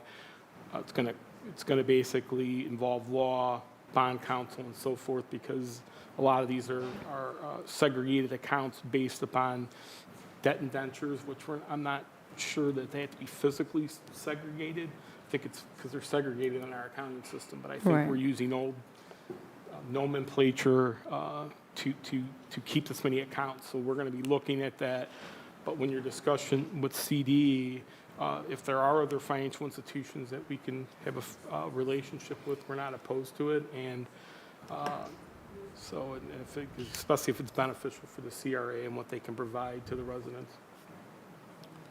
I guess, well, then, I thank you for that. But just to the chairman, as we have this conversation regarding our CRA, prior to the meeting, can we please have a list of all of the accounts that that we actually have deposits into and kind of what the benefits have been for our city? Thank you. Ms. Saban, do you have that request? Okay. And if we could, I do have a recommendation and just want to ask a question. Do we have any African-American banks or Hispanic banks or any other minority-owned banks or female-owned banks that we are contributing with? The reason I'm asking because it's a new bank in Columbus with Kevin Boyce, former State of Ohio Treasurer, and Michael Coleman, who former mayor of Columbus. And I just understanding if we have any of those kind of banks and others. Through the chair, we'd have to check on our traditional banking. When it comes to our bond issuances and the investment banks that we engage, we regularly ensure that on each bond sale there's a diversity of firms, minority-owned, female-owned, veteran-owned, et cetera. Can we have those too, if we can know what those are? So Ms. Saban, if we can get a follow-up and know who those are as well, okay? All right, Councilman Charles Slife. Said we have to cut someone's budget so we can buy more microphones. This is just a little bit of an aside from this, but if it's something we could schedule, I would like to be able to bring the credit union that's downstairs, the Greater Cleveland Community Credit Union, to the table. They're a certified minority lending institution. They're a community development finance institution. I think that they're this asset that we don't really take full knowledge. They've broadened their membership requirements. You just have to live in Cuyahoga County. So here in this building, we have an institution that might be good to partner with, whether it's our own deposits or just working with our own residents who would benefit from a lower interest rate financial institution that is a little more customer-focused, member-focused, rather than a Fortune 500 company. So if that's something we could schedule this year, I think it'd be really valuable for all of us, certainly me. Thank you. I have Councilman Moore and then Councilman Starr. Thank you. This is why I love coming to budget hearings, because I wouldn't have particularly picked up on the division of Treasury, but now that I've kind of keyed into this idea that our extensive cash reserves, which are, if I'm correct, Director, a function of both our rainy day fund, our 27th pay, but also our currently unexpended ARPA allocations, has resulted in a $20 million revenue increase to the city. And just to put that in a framework for everybody, that is more than the 2% participatory budget amendment, which there were concerns about that causing significant staffing issues if it went away. And so I am wondering, Director, if you could opine about the risks that you look to as we spend down correctly our ARPA allocations. We will have a corresponding decrease in this revenue section, which could be fairly significant, and that is going to happen. And in fact, the majority of the money under ARPA it must be spent. Obviously, the revenue recovery can go out a little bit further, but we will be sending money out the door, and that means naturally the revenue under this category will be going down. I would love to hear from the Director about how you sort of perceive that as a revenue change for the city, through the chair. Through the chair, so it's a great question, and it is a real risk that we are facing, given that, as I discussed at the council budget retreat 2 Fridays ago, if you exclude income tax and exclude interest earnings, the rest of our revenue 2022 to 2023 only increased by actually under 1%. So it's without interest income, our revenues would be far less robust for this year, and that would have had real consequences for what is in this book in terms of our expenses. my hope and expectation is that we can manage this as we spend down those fund balances over time, that our other sources of revenue will increase sort of alongside of that. So we're able to borrow a term from the Fed, is have a soft landing when we see sort of our fund balances return to their historical kind of levels after we spend the federal funds that we have. But it is something we're going to have to manage, and if it doesn't, if income tax and our other sources do not cooperate, it will require there to be some choices that we're going to have to make if our revenues don't keep up with our expenses. So it's something that we're going to have to keep in mind as we're really considering labor expenses, whether it be in the collective bargaining context or just with our non-union employees, what salaries we're paying. It will impact the thinking on sort of every dynamic of our expense side. Great, thank you. I really hadn't keyed into this, and I think for my colleagues, the way I'm thinking about this now is we're having this important conversation about using one-time money for one-time expenses, but actually just as a function of the very natural banking activities of the city, we sort of got this little bit of cushion because of the large cash balances that we have on hand. But we, of course, have a very thinly structurally balanced budget. And so this is something we should be aware of as those cash balances go down. It could have ramifications for sort of systemic spending. So I'm glad that I realized that you have probably presented it to the council, and I did not key into it in the Friday conversation, so I apologize, Director. But sometimes it takes a couple times to get something in your brain, but this time it's kind of locked in. So I appreciate the chance to understand it. And through the chair, just one additional point on this. The way we structure, so we invest this cash, right? That's how we're getting this interest income. And the way we structure those investments is that we ladder up and down the interest rate there's a spectrum from, it could be 3-month Treasury securities, 1-year Treasury securities, 2-year Treasury securities. So as we're constantly reinvesting funds, there will be a period in which even if the Fed reduces rates, we're going to be locked into some investments at the prevailing rates for a year or two into the future. So which will similarly give us a little bit of a ballast against that decline. It'll make it much more gradual than what would otherwise be the case, if we were just in savings accounts where the rates would just stop. Thank you. That really helps. And just to clarify, since you mentioned it, we only invest this in Treasury securities through the chair, to the director? Through the chair, that's correct. Okay, great. Thank you very much. Those are all my questions. Councilman Richard Starr, and I apologize, I do have to go and take care of something briefly, so I'm going to turn it over to the capable hands of Councilman McCormick. Thank you, Council President. I just wanted to agree with Council colleague Slife when he mentioned the utilization and the support that we need to do with the great institution that we do have in here inside of the basement, and working with Executive Director, CEO Steve Sims and his team. I think there's some things that we are missing for the city, and being able to utilize them could be something that could be beneficial to our constituents, to all of us as well. So I support having them come to the table for we get an understanding of the things that they can do and how we can play a role. And that's all I had, Chairman. Thank you, Councilman. Appreciate that. Alrighty, do you have any additional questions on Treasury? Okay, moving on. Please read Division of Purchases and Supplies. Page 158, Division of Purchases and Supplies, Commissioner Tiffany White Johnson. Page 160, Salaries and Wages, 2023 unaudited, $412,662. 2024 budgeted, $604,365. Page 161, total expenditures, 2023 unaudited, $596,503. 2024 budgeted, $907,802. Number of employees, December of 2023, 5. Budgeted 2024, 8, Mr. Chairman. Director? Happy to take questions. Alrighty. Can you speak to the reduction headcount? Through the chair, yes. So this is similar to a variety of other divisions that have had a significant number of vacancies over the years. We put the 3 that were taken away were put in the pool. And so there are 3 left, 3 vacancies left.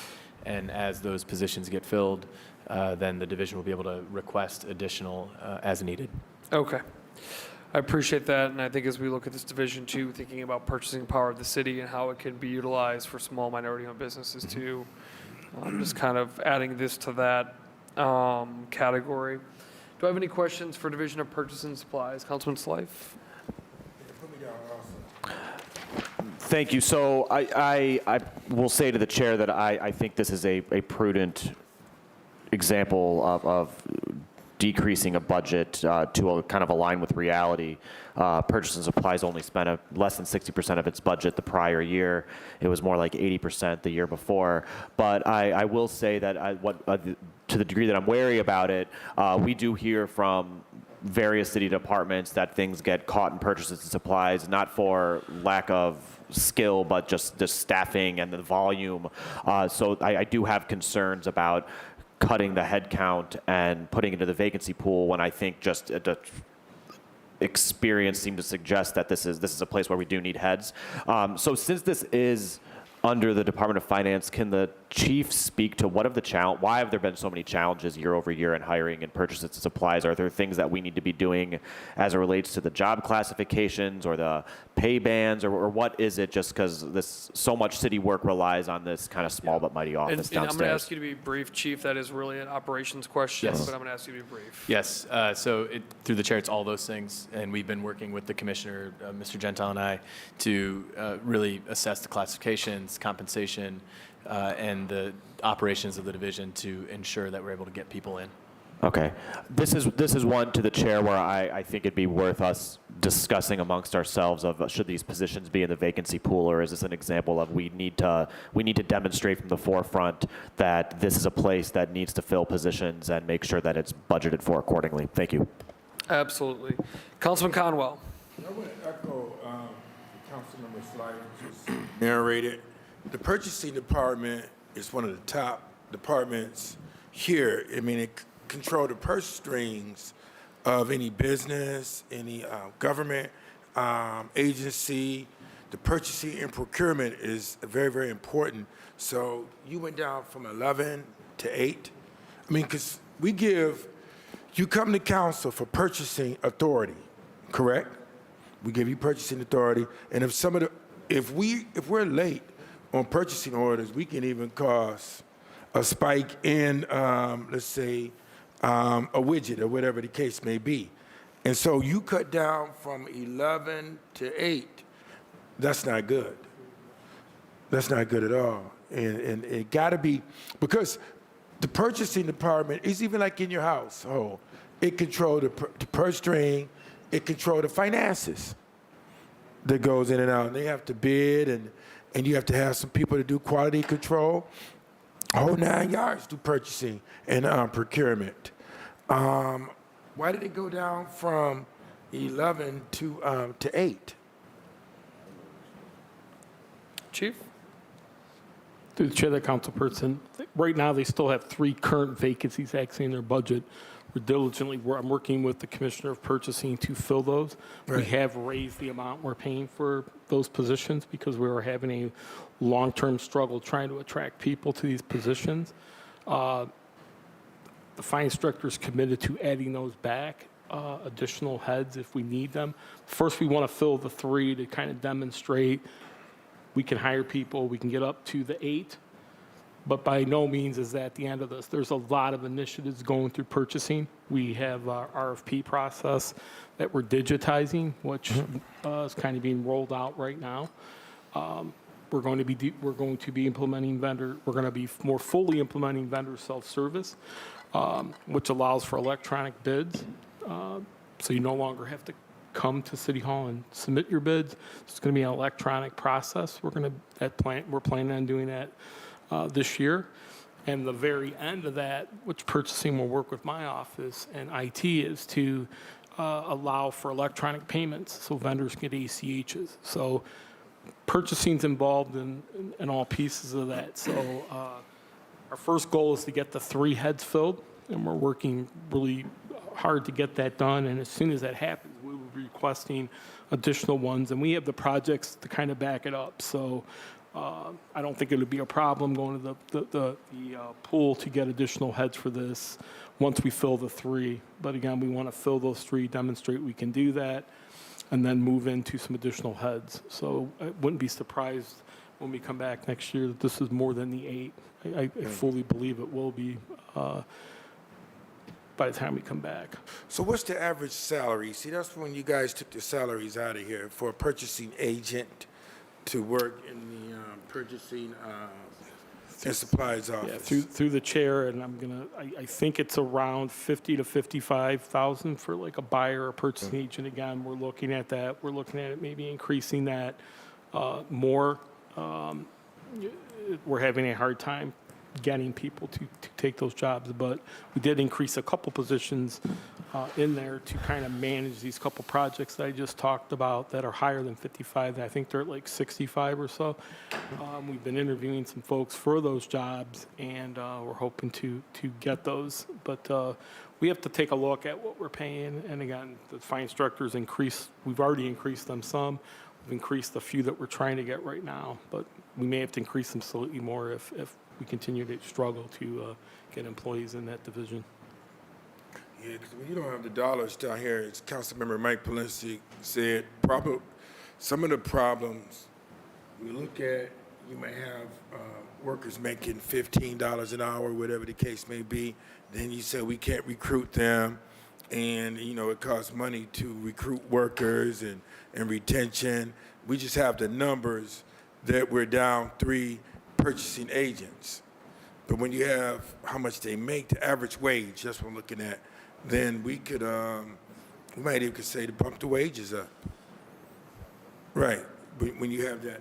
So let me ask you this other question. The just-in-time that you have here, because sometimes that's correlated with purchasing and procurement. Is that in their system of purchasing, dealing with just-in-time? Yeah, to the chair of the council person, that is just their office supplies. The Right. city uses just-in-time for all of its office supply needs. Right. So you order it today, and the company delivers it tomorrow. So this is just the supplies that they physically used in purchasing supplies through Right. that. So I get that part. I'm talking about systems going through purchasing, and that they order. You look at quality. Quality is number one when you order. You look at quality, service, and pricing. So you get your purchasing order, and you could put some of the inventory in just in time to save money if you think cost is going to go up later. Same thing with gasoline and everything through the purchasing. And do they order the gasoline and the oil for fleet management?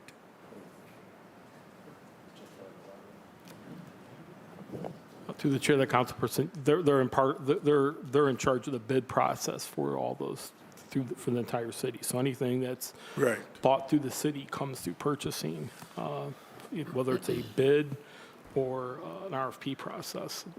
They'll come Yeah, through. so when they go through just in time, it should be correlated through the chair to the CFO or the controller. And then the other thing should be in there. Is your central storeroom. That should also be connected to purchasing and procurement for all of them, for your routing systems. Yeah, through the chair of the council person, our central storeroom, years ago, we used to have a storeroom where we have all the office supplies. We would buy a whole bunch, we'd have it in. Yeah, that's what I'm talking about. Like, Now, yeah. we went away from that for efficiency from having all that inventory kind of sitting there. Some of it becomes outdated. So now we kind of do it just in time, and we get it the next day. If it does go up, yeah, it will be more than if we're storing it. I get that. Just the efficiency in the space and some of the obsolescence, it kind of outweighed that. Now, the central storeroom now is basically the city mailroom. So if you Gotcha. go into the basement, they basically just mail out of there. There's no more supplies in the central storeroom. It's just kind of a mail processing center. So we'll go straight there. So let me ask you one more question. I'm looking at it. I'm looking at your purchasing system. Shrinkage. We on finance.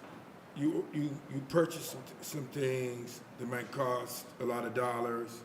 Do we have systems in place to deal with shrinkage when they purchase? Just said when widgets come in. because it can get lost, or you could have theft before it goes to the storage room or whatever the case may be, going through purchasing. Yeah, through the chair, the council person, we have internal controls over this, so whoever Yes. gets the thing has to tally and sign for it. So now we know they're in possession of whatever we've procured, and then we kind of follow that. If that's missing later, we kind of backtrack from through who had it, chain of command, kind of who's chain of possession of what that is. So yes, we have internal controls and we kind of do that. But when one of the things that happen when you get something, there has to be a receiver. Someone has to sign off that they got either the service or the good. And that's the person that's taking possession of it. So it kind of starts with them and moves. And if it's not around later on, we have to go back to the receiver and kind of work forward of where did it go. Yeah, because, we had troubles with that earlier, and I was over in the, and I'm surprised, he studied, the CFO, he knows about it. We had trouble with it years ago. I think it was 12 or 14 years ago. Remember that? It was over in the utilities with purchasing and procurement. Not with these guys. It was a breakdown in the system, and we had shrinkage and theft over there. You remember that? Through the chair. Through the chair of the council person, yeah, I think that was in the Division of Water. Right. Those employees were, I think, prosecuted back then once that was found out. So we look kind of, again, once there was something missing, we kind of went back to who received it, where did it go. They have cameras, they have different things, but eventually, it was tracked down and those people were prosecuted that actually took the items. It was pretty ugly, Mr. CFO. The FBI came in the whole 9 yards because systems broke down. You got to change it. Speaking of systems, back orders to the controller. On the purchasing orders, do they have back orders? Through the chair of the council person, whenever we order something on a purchase order, if it comes in partially, we'll tally for it partially, and then we'll only pay for what we actually received. So if we ordered 4, we get 2. 2 remains on the purchase order, 2 gets liquidated, and we pay for those. So that when those other 2 are received, then that would have to be tallied for it separately. But we wouldn't pay for all 4 till they're physically received and signed off that we received them. But the 2 would just remain open on the purchase order until we actually receive them. I'm going to say one more thing. You know what? With the purchasing department, if you got good purchasing agents, and I think your commission is pretty good, sometimes you could do things in-house instead of ordering. You could do a value analysis on it, and you know how to save things, and you do it on the in-house instead of ordering. Because the purchasing department is so important that Councilmember Slife just mentioned. Oh, yeah. And I sit back and I think about it sometime.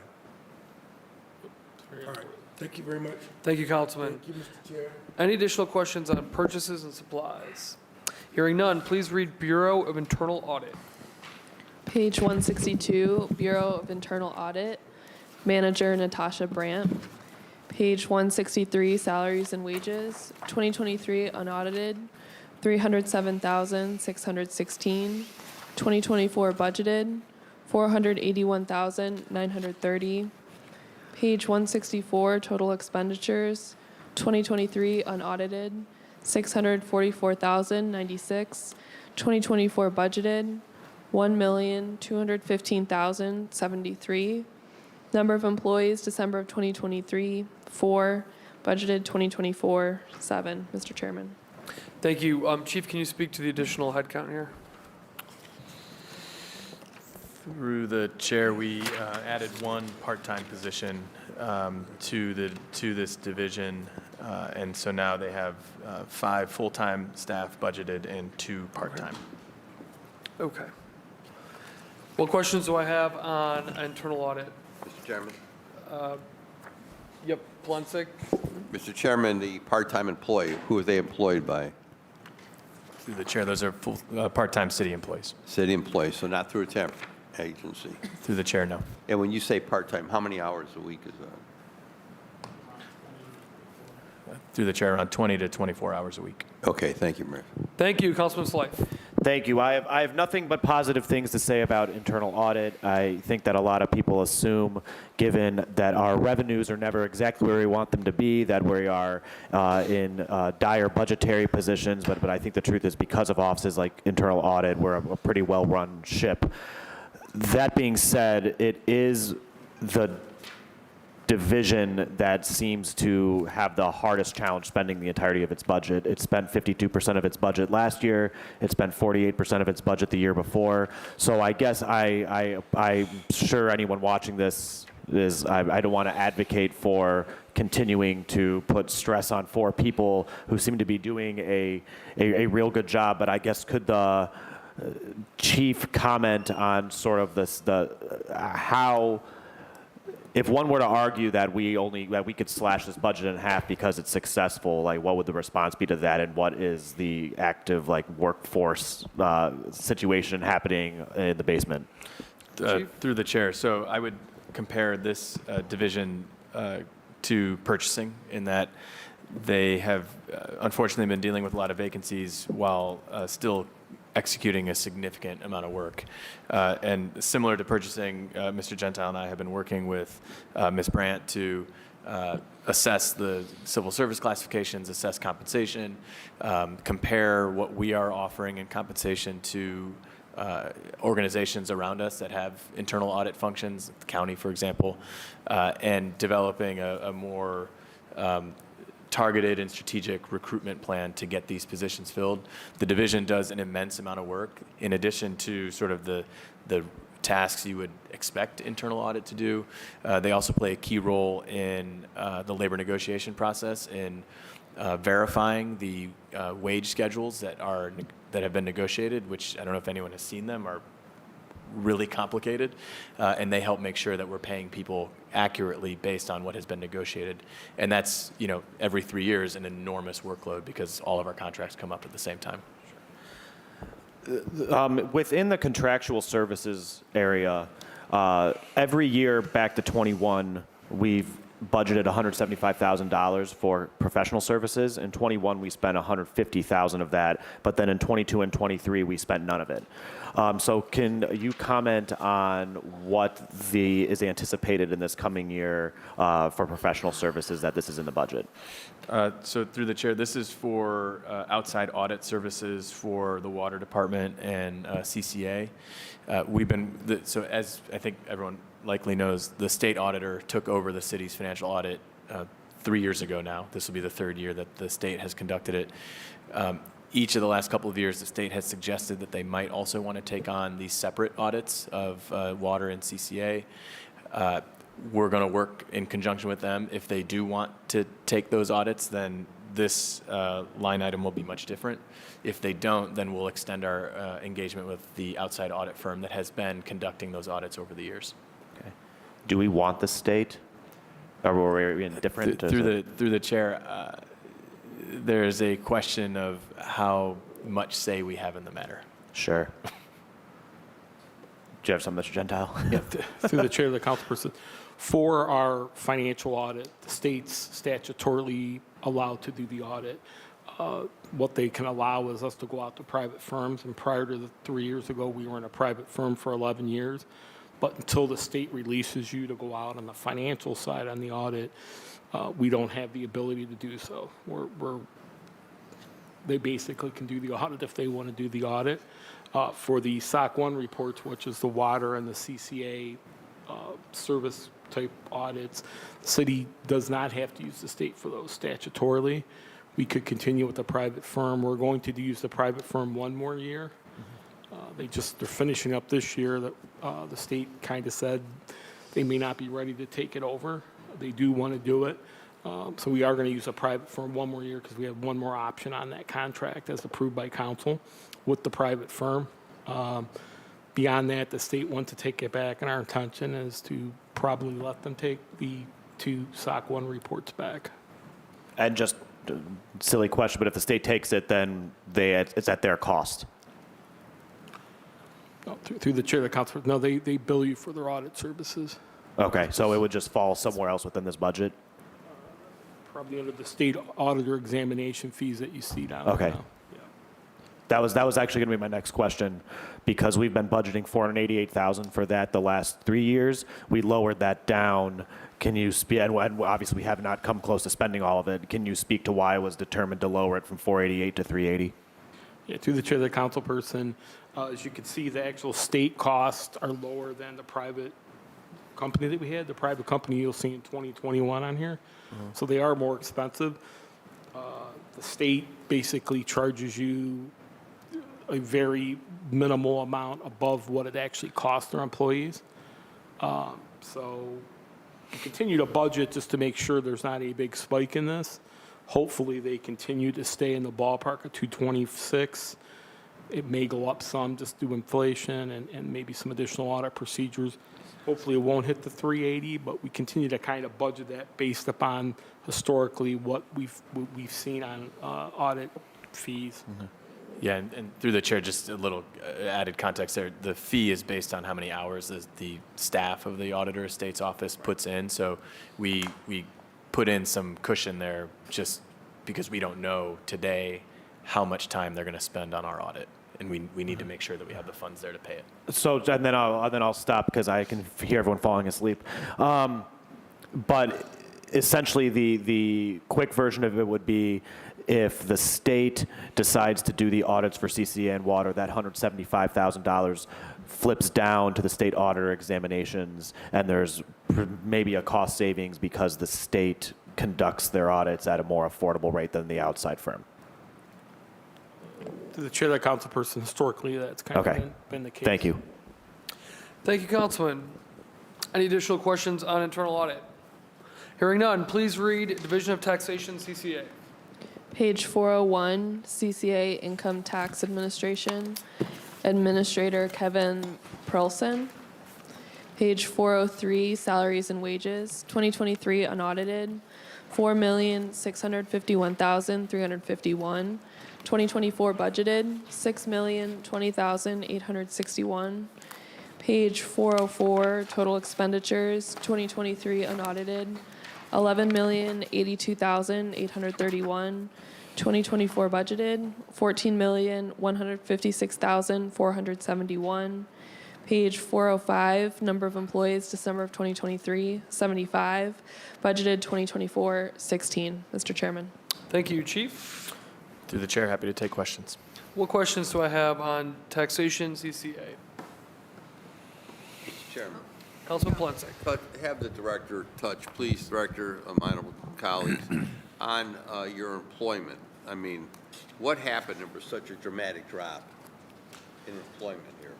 Through the chair, the division has had a significant number of vacancies over the last several years. The 2023 column just shows what was budgeted for 2023. It does not indicate what vacancies existed in the 2023 budget.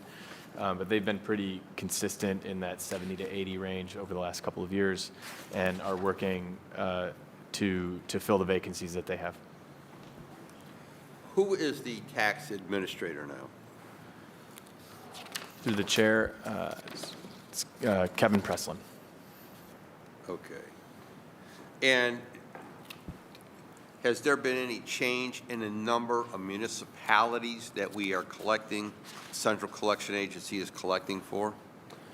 Through the chair, I believe last year we added 1 or 2 small communities, but no significant change recently. Okay. So RETA would be the other collection agency, correct? Yes. And they have more of the outside area, more of the outer edge of the county? Through the chair, yeah, they have some interlying suburbs, but a lot of the larger communities collect themselves like we do. Okay. Thank you, Mr. Chairman. Thank you, Councilman. Councilman Harsh. Yeah, thank you, Mr. Chair. I'm just trying to understand why the revenue on this doesn't reflect the income tax revenue that we collect every year. So like $10 million in income tax revenue, we collected something like 400, million this year in income tax revenue. It can't all be RETA. So through the chair, the income tax that this department collects is reflected mostly where? Through the chair, it's in the general fund and non-departmental. The income tax that's listed here as revenue for CCA is the percent that is kept by CCA as a sort of administration fee. So for each dollar collected from city taxpayers and the other taxpayers of the cities for which CCA collects is held by CCA to cover its costs. I see. That makes sense. Okay. And just as a point of astonishment, every single year I do my taxes, Cleveland income taxes, 1 penny, within 1 penny, when I file my taxes of what was owed and what was collected. It's the most impressive math every year when I do my taxes. I'm always amazed that they deduct the exact right amount without fail. So that's all. Thanks. Thank you, Councilman. Any additional questions on taxation and CCA? Hearing none, please read risk management. Page 173, Division of Risk Management, Commissioner Eduardo Romero. Page 175 on the green sheet, salaries and wages, 2023 unaudited, 535,824. 2024 budgeted, 603,096. Total expenditures on page 176, 2023 unaudited, 1,323,637. 2024 budgeted, 1,365,889. Number of employees December of 2023, 7. Budgeted 2024, 8. Mr. Chairman. Thank you, Chief. Through the chair, nothing other than to explain the green sheet, and simply there was an error in our calculation on salaries and wages, which then had some cascading effects in the benefits section as well. All righty, that green sheet was distributed this morning. Should be in front of you? Yes. Okay. Do you have any questions on the Yes. budget for Division of Risk Management? Councilman Polinsek. Thank you, Mr. Chairman. Mr. Chairman, to my honorable colleagues, to the director, to Mr. Gentile, this assumes what is before us on page 174, assumes that the council will agree to the outsourcing of EMS billing, correct?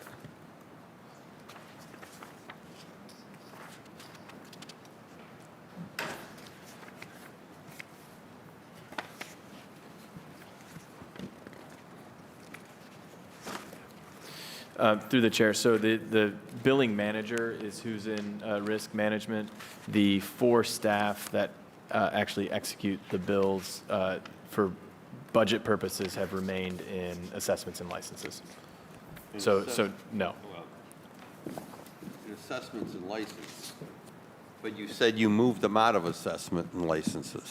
Through the chair, we moved the management, the supervision of the work out of assessments into risk management. So the billing manager, as you see in the org chart, is a risk management employee, and she is supervising the work of the 4 billers who remain in assessments and licenses for organizational purposes. But they're again, Mr. Chairman, to the director, you got me really confused. I understand the 5 are working under risk management now. You're shaking your head, yes. Through the chair, the supervision of risk management, yes. Where are the employees at? What are they working, Mr. Chairman? Are they working under risk management or under licenses and assessments? Through the chair, they are supervised by risk management. Supervised. This is like on who's on first and who's on second here. Okay.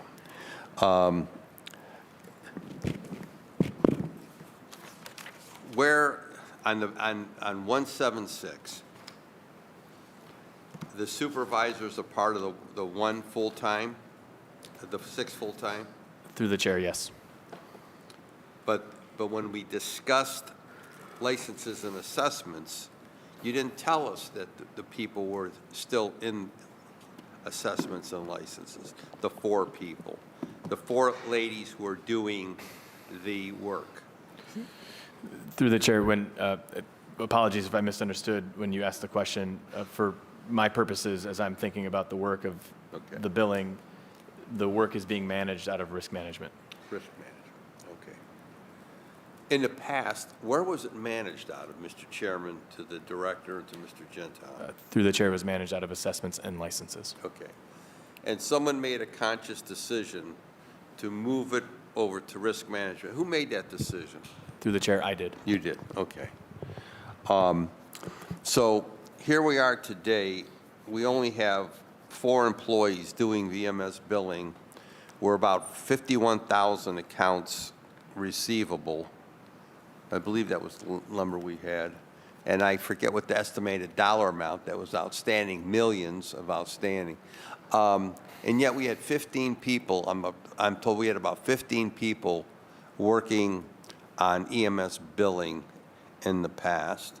So explain to us what happened here. What happened here that you would let this critical area become so depleted? I think that's the most probably diplomatic word I could use. Depleted here, when it's a revenue stream to the city. Through the chair. So when I started with the city in February of 2022, I believe the EMS billing unit was around the same number of staff it is today. So I can't speak to what happened before I joined the city. Soon after I joined, it became clear, based on feedback I was receiving from a variety of staff, that there were challenges in the day-to-day operations of the division.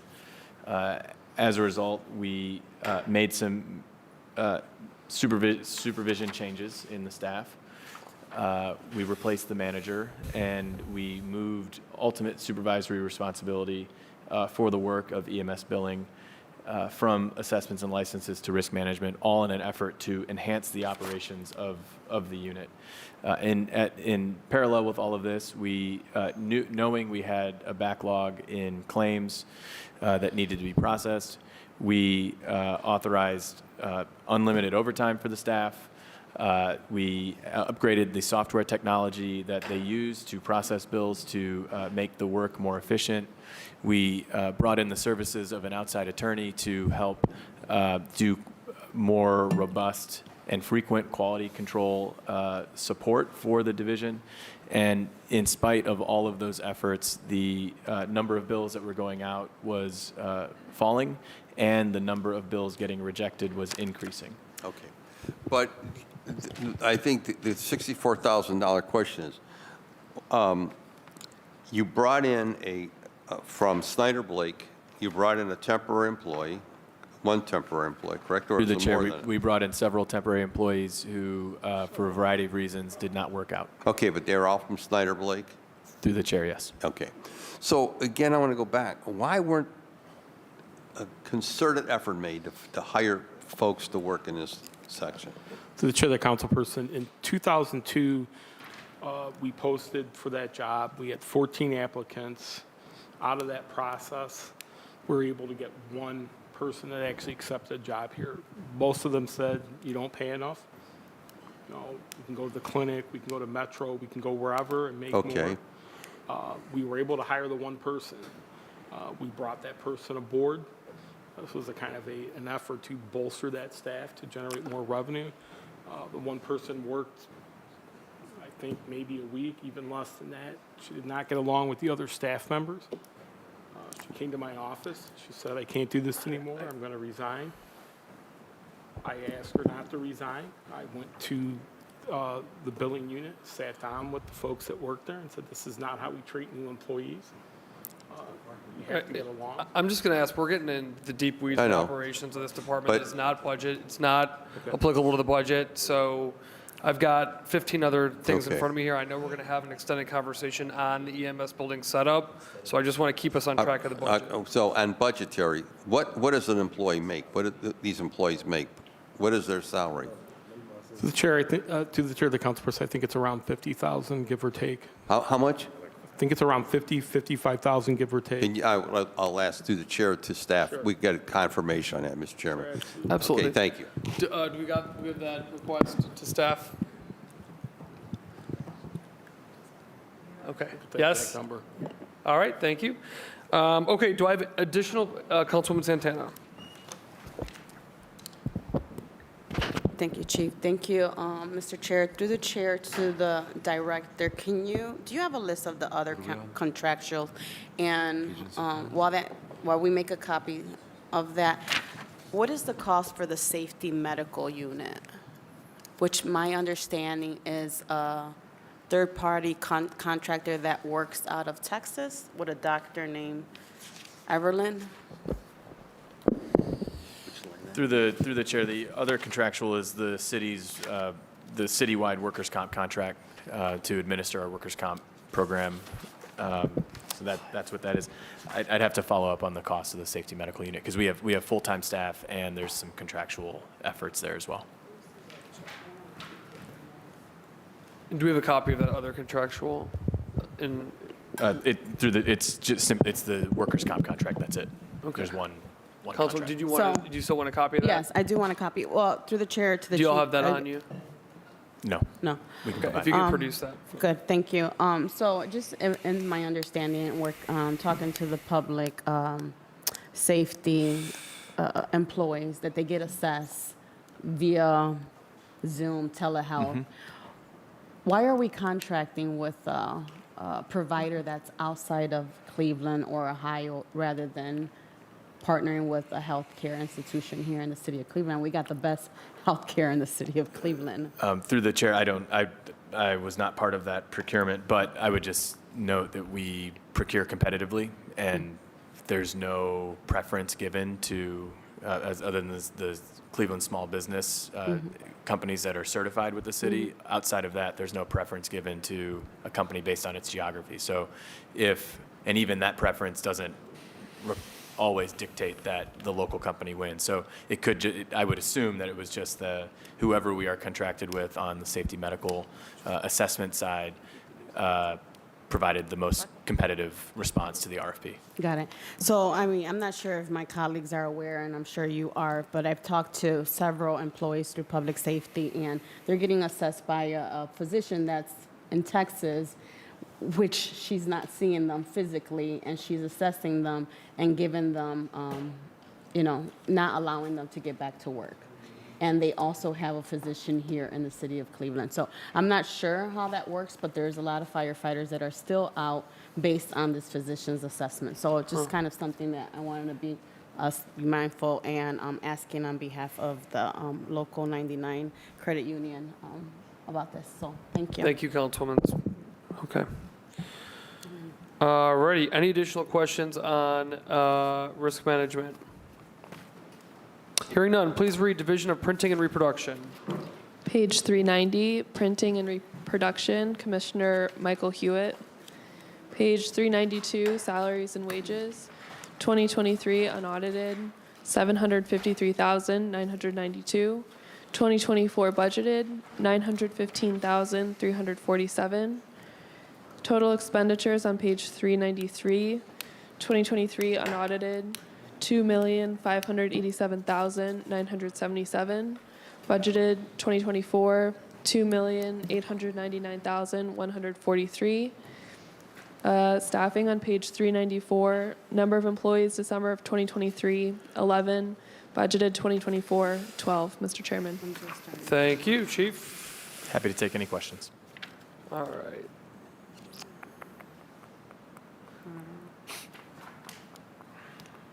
I'm just gonna, do we have any questions on printing and reproduction? All right, hearing none, please read storeroom and warehouse. Page 395, storeroom and warehouse. Salaries and wages, 2023 unaudited, $51,653. 2024 budgeted, $57,119. Total expenditures, 2023 unaudited, $530,203. 2024 budgeted, $618,569. Page 396, number of employees December of 2023, 1. Budgeted 2024, 1. Mr. Chairman. Thank you. And then the postage seems like it took a dip last year. Do you have any idea what that's about? 420, 450, 180?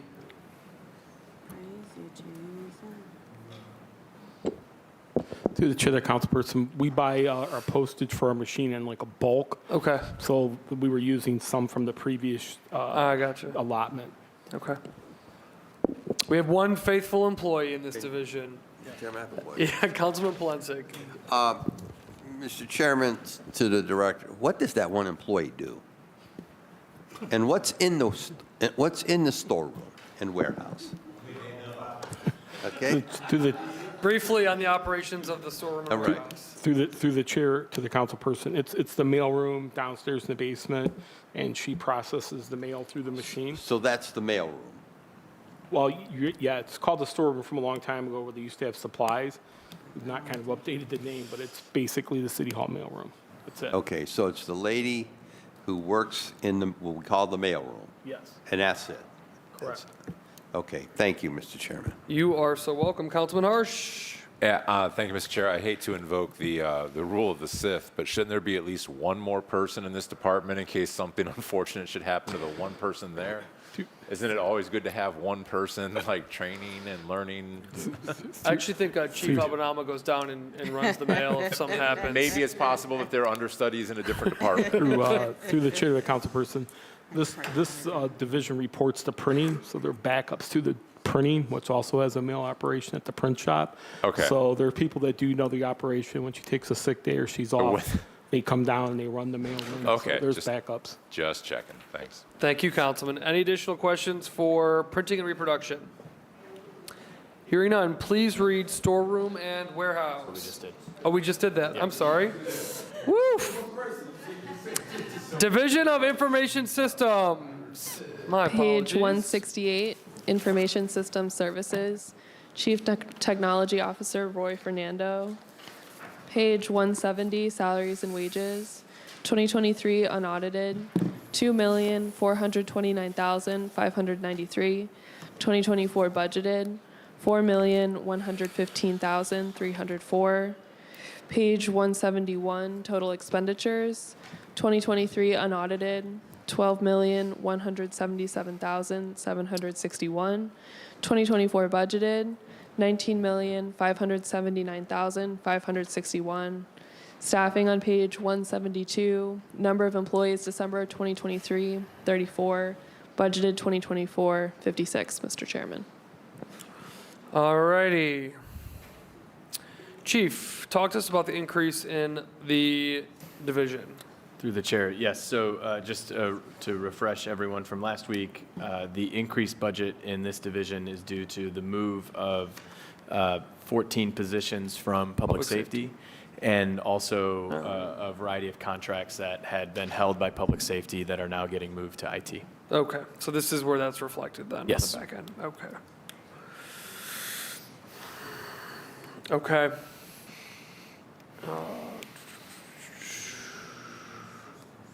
Which explains all the increases in hospitalization, et cetera, okay. Yes. Alrighty, do I have questions for Information Systems Services? Councilman Codwell. Chairman, they just came to us, I think it was the end of last year or the middle of it or something like that to do a strategic plan, an IT strategic plan. Is this the same group? Through the chair, yes. And I've yet to see it through the chair to the chief, because, you know, this department is very, very important, and I want to see their strategic plan. She narrated it to us, but is someone still working on it? Yes, through the chair, Chief Fernando and the rest of the leadership in the division continues to work on that plan. And once it's finalized, I'm sure we'll be happy to present it to council. Okay, thank you, because I just want to see it, I remember. Thank you. Thank you, Councilman. Any other questions on the Division of Information System Services? Is telephone exchange wrapped in, or is that separate to read out? Separate. Please read telephone exchange. Page 378, Telephone Exchange, Salaries and Wages, 2023 unaudited, $1,087,809. 2024 budgeted, $1,494,123. Total expenditures on page 379, 2023 unaudited, $10,586,183. 2024 budgeted, $15,797,033. Number of employees, December of 2023, 16. Budgeted 2024, 23, Mr. Chairman. Thank you. All right, Chief, we've got a bump of 2 in head count here. Can you speak to that? Through the chair, yeah, it's simply to help support the day-to-day work of the division to ensure that they're providing the service needed across the city. All righty, and so you've got 16 out of 21 as of December. You're confident you could make the jump from 16 to 23? Through the chair, yes. Okay. The cell phone services, that's for all the city cell phones, I assume? Yes. Okay. And who's that with right now? AT&T. And that's bid out? Yes. Okay. All right. Do I have any questions on telephone exchange? No. Hearing none, please read Office of Budget and Management. Page 177, Office of Budget and Management, Budget Administrator Nicole Gallagher. Page 178, Salaries and Wages, 2023 unaudited, $548,994. 2024 budgeted, $584,790. Total expenditures on the same page, 2023 unaudited, $783,003. 2024 budgeted, $787,449. Staffing on page 179. Number of employees December of 2023, 6. Budgeted 24, 7. Mr. Chairman. All right. Chief, anything notable here you'd highlight on OBM? Through the chair, nothing other than to our new budget administrator, Ms. Gallagher, and who can answer any questions you have. Okay, Ms. Gallagher, anything else to add before I open up for questions? No, happy to take any questions. Do I have questions on the Office of Budget and Management?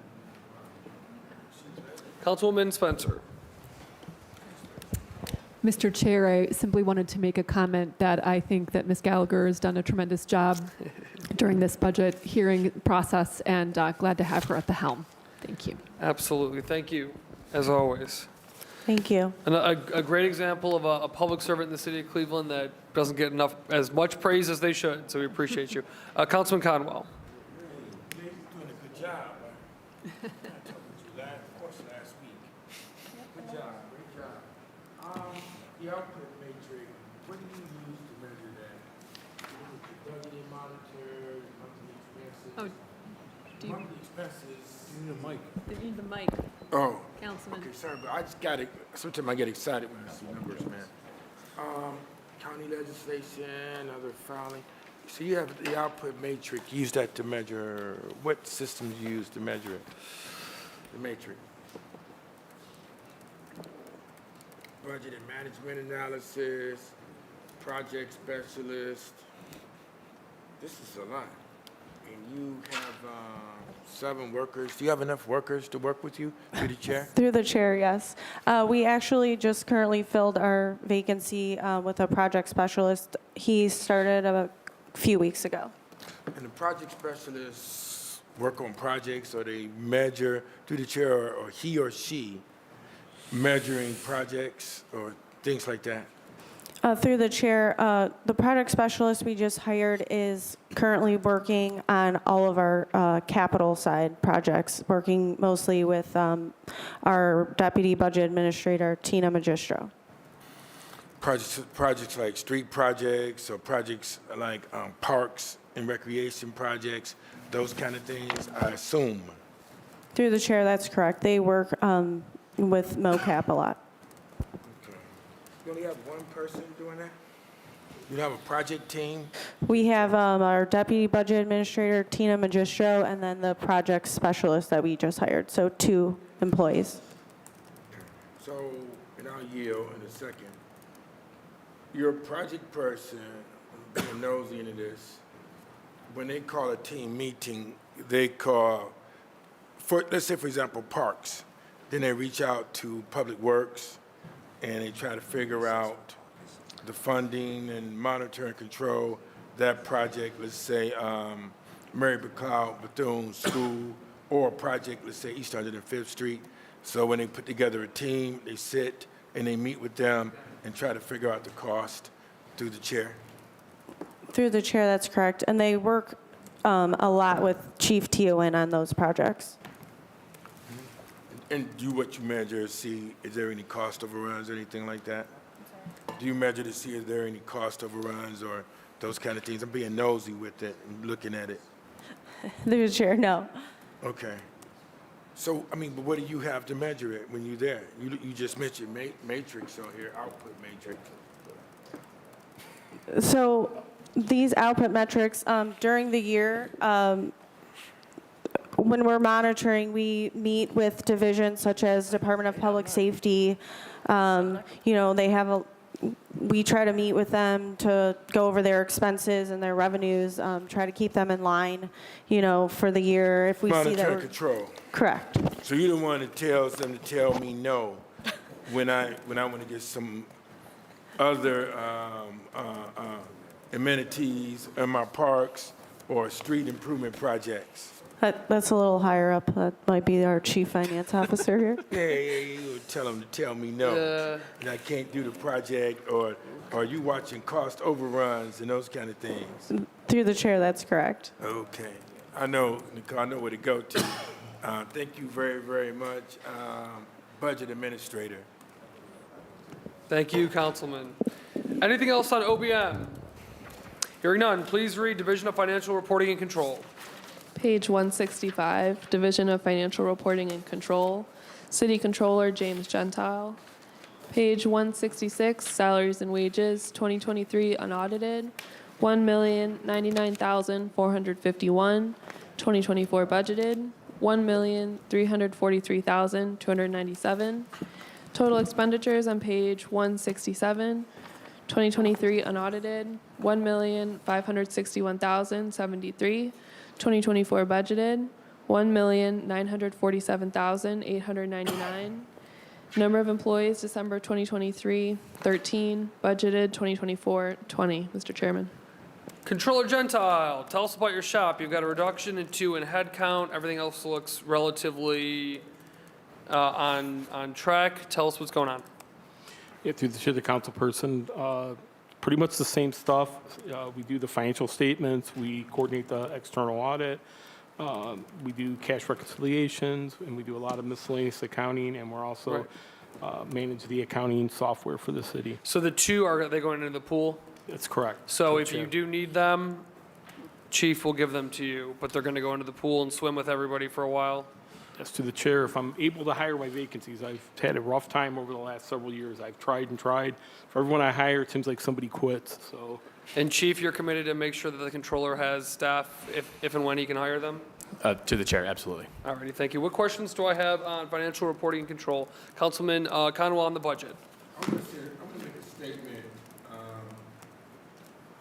the chair, to the city controller, Mr. Gentile. You're very, very good. You've been working for the city for how long? The chair, I came back to the city in 2022. Yeah, I would go down to see you, and you always execute, man. Whatever you could do, you get it done. Your office, very, very professional. You run a good tight ship. I mean, you're good. You're very good. You follow through. I like that a lot. As a matter of fact, I drop down and see him unannounced sometime, and you tell me what's what, man. So I like it. You return phone calls, and I really appreciate your work. So thank you very, very much. To the chair, thank you. Thank you, Councilman, and I think all of us would second that. Another great public servant for the city of Cleveland. Thank you. Any additional questions on, financial reporting and control? All right, please read internal service funds. Internal service funds starts on page 372. Page 374, sinking fund general operations, sinking fund commission, Justin Bibb, president, Ahmed Ahmedama, secretary, Blaine Griffin, member, Elizabeth Ruby, assistant secretary. Page 376, salaries and wages, 2023 unaudited, $197,267. 2024 budgeted, $243,996. Total expenditures, 2023 unaudited, $910,410. 2024 budgeted, 1,046,573. Staffing on page 377. Number of employees December of 2023, 2. Budgeted 2024, 2. Chief. Through the chair, just a refresher, the sinking fund is the city entity that manages formally our debt issuances and oversees them, and happy to take any questions. Alrighty, and before I jump into this, as a reminder, we have caucus at noon. We will be breaking for that, so whether we finish this between now and then is up to us. Any questions on internal service funds? Oh, I thought it was a sinking fund. Nope, we're on internal service funds. What right page is that? Sinking fund is Two the, people in that department, that's two, that's good. Two yes, Wait, I'm sorry, you said what? the sinking fund. We're on the sinking fund. We got two full-time staff. They've been there a long time. They know I what just they're read doing. internal service funds, which is sinking yeah. too. They're together. All right. Mr. Chairman, Councilman Plunsick. how many times did, Mr. Chairman, to the director, how many times did you meet last year? Through the chair, we meet before, or as part of the process of any debt sale, so we met twice. Okay, thank you. Any additional questions on sinking fund?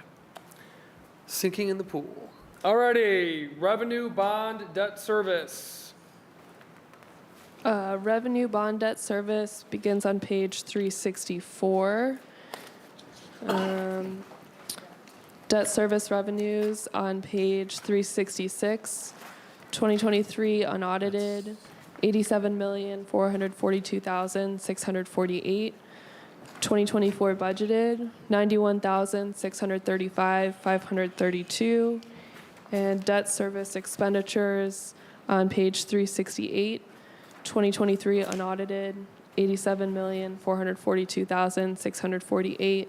2024 budgeted, 91,635,532, Mr. Chairman.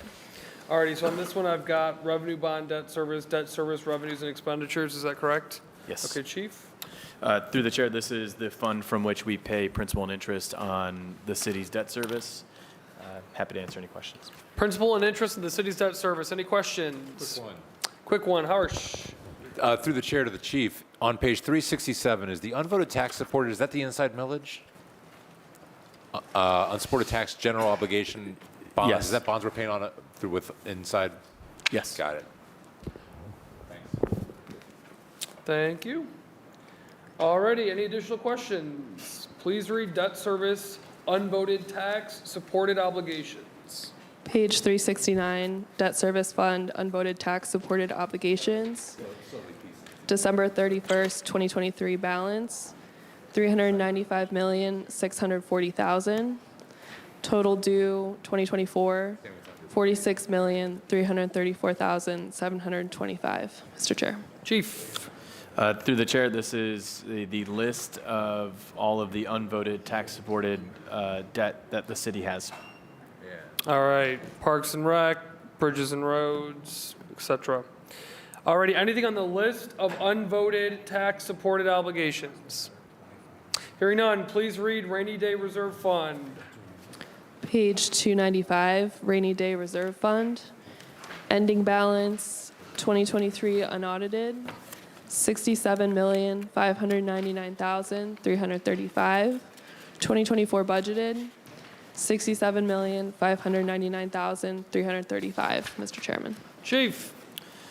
Through the chair, the Rainy Day Reserve Fund, the principal balance has remained static over the last couple of years. The only change in the balance is due to interest earnings. And can you read that balance for the viewing public, sir? The balance at the end of 2023 was $67,599,335. Alrighty, and in 45 seconds, Chief, why is it important to have a rainy day fund? So that we have a savings account to support us in times of stress. Does it allow for us to borrow more cheaply if we have a rainy day fund? Yes.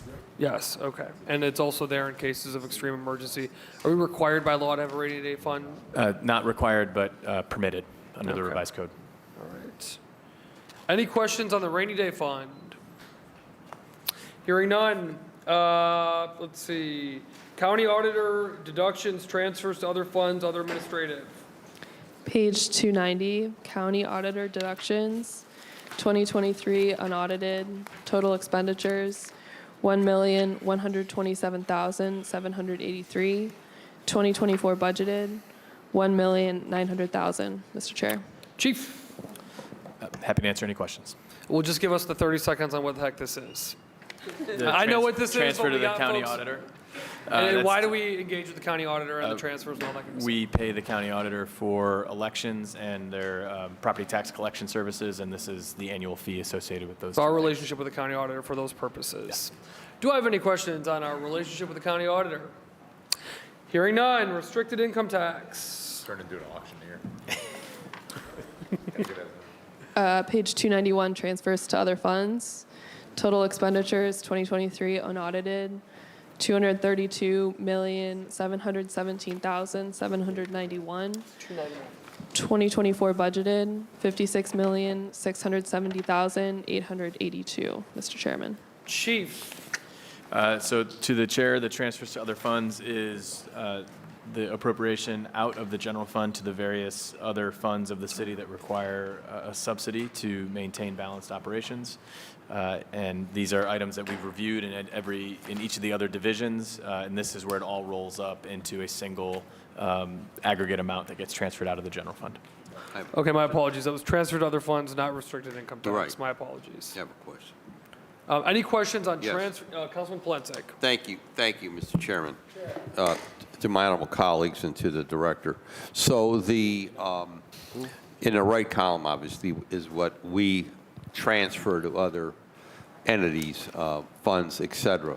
So the, explain on the parking facilities, the 949,000, what parking facility are we subsidizing?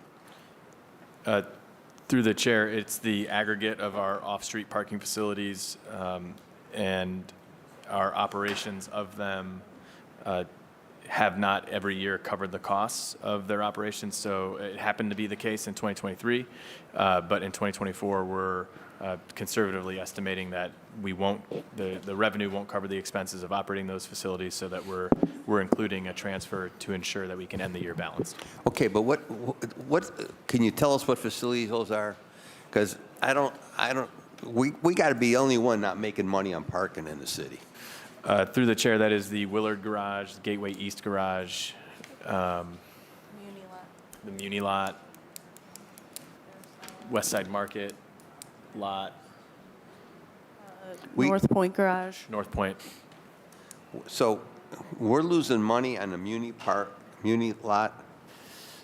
Through the chair, it's really the Gateway East Garage, largely due to the commitment the city made as part of the Cleveland Guardians Stadium renovation project, where we committed $2 million out of parking revenue to support the annual capital costs of the stadium.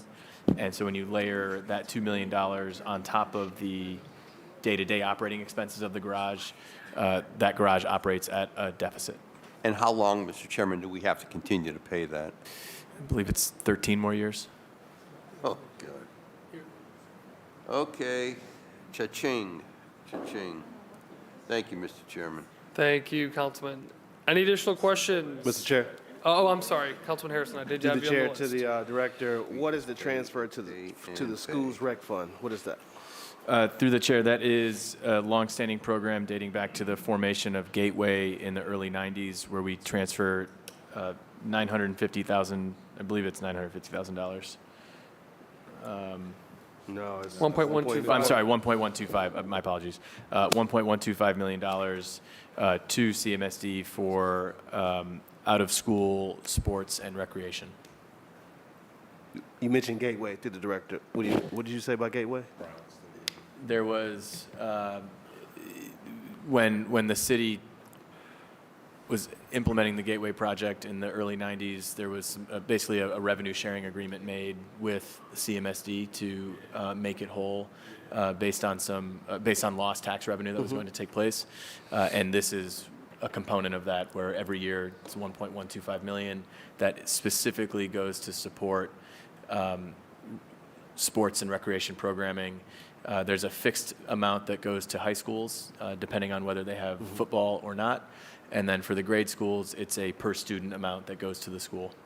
Got it. And this is going directly to the school district, to the chair. Yes. And this is general fund dollars that we're using.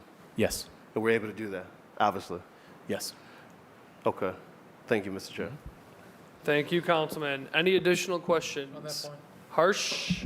Yeah, Mr. Chair, I thought that was the Cleveland Stadium behind us over here, that deal was struck. And it was originally $2 million, and then it got reduced down to 1.125. Yeah. It was a gateway? To the chair, the council person, the original amount is Gateway when they built the arena and the stadium.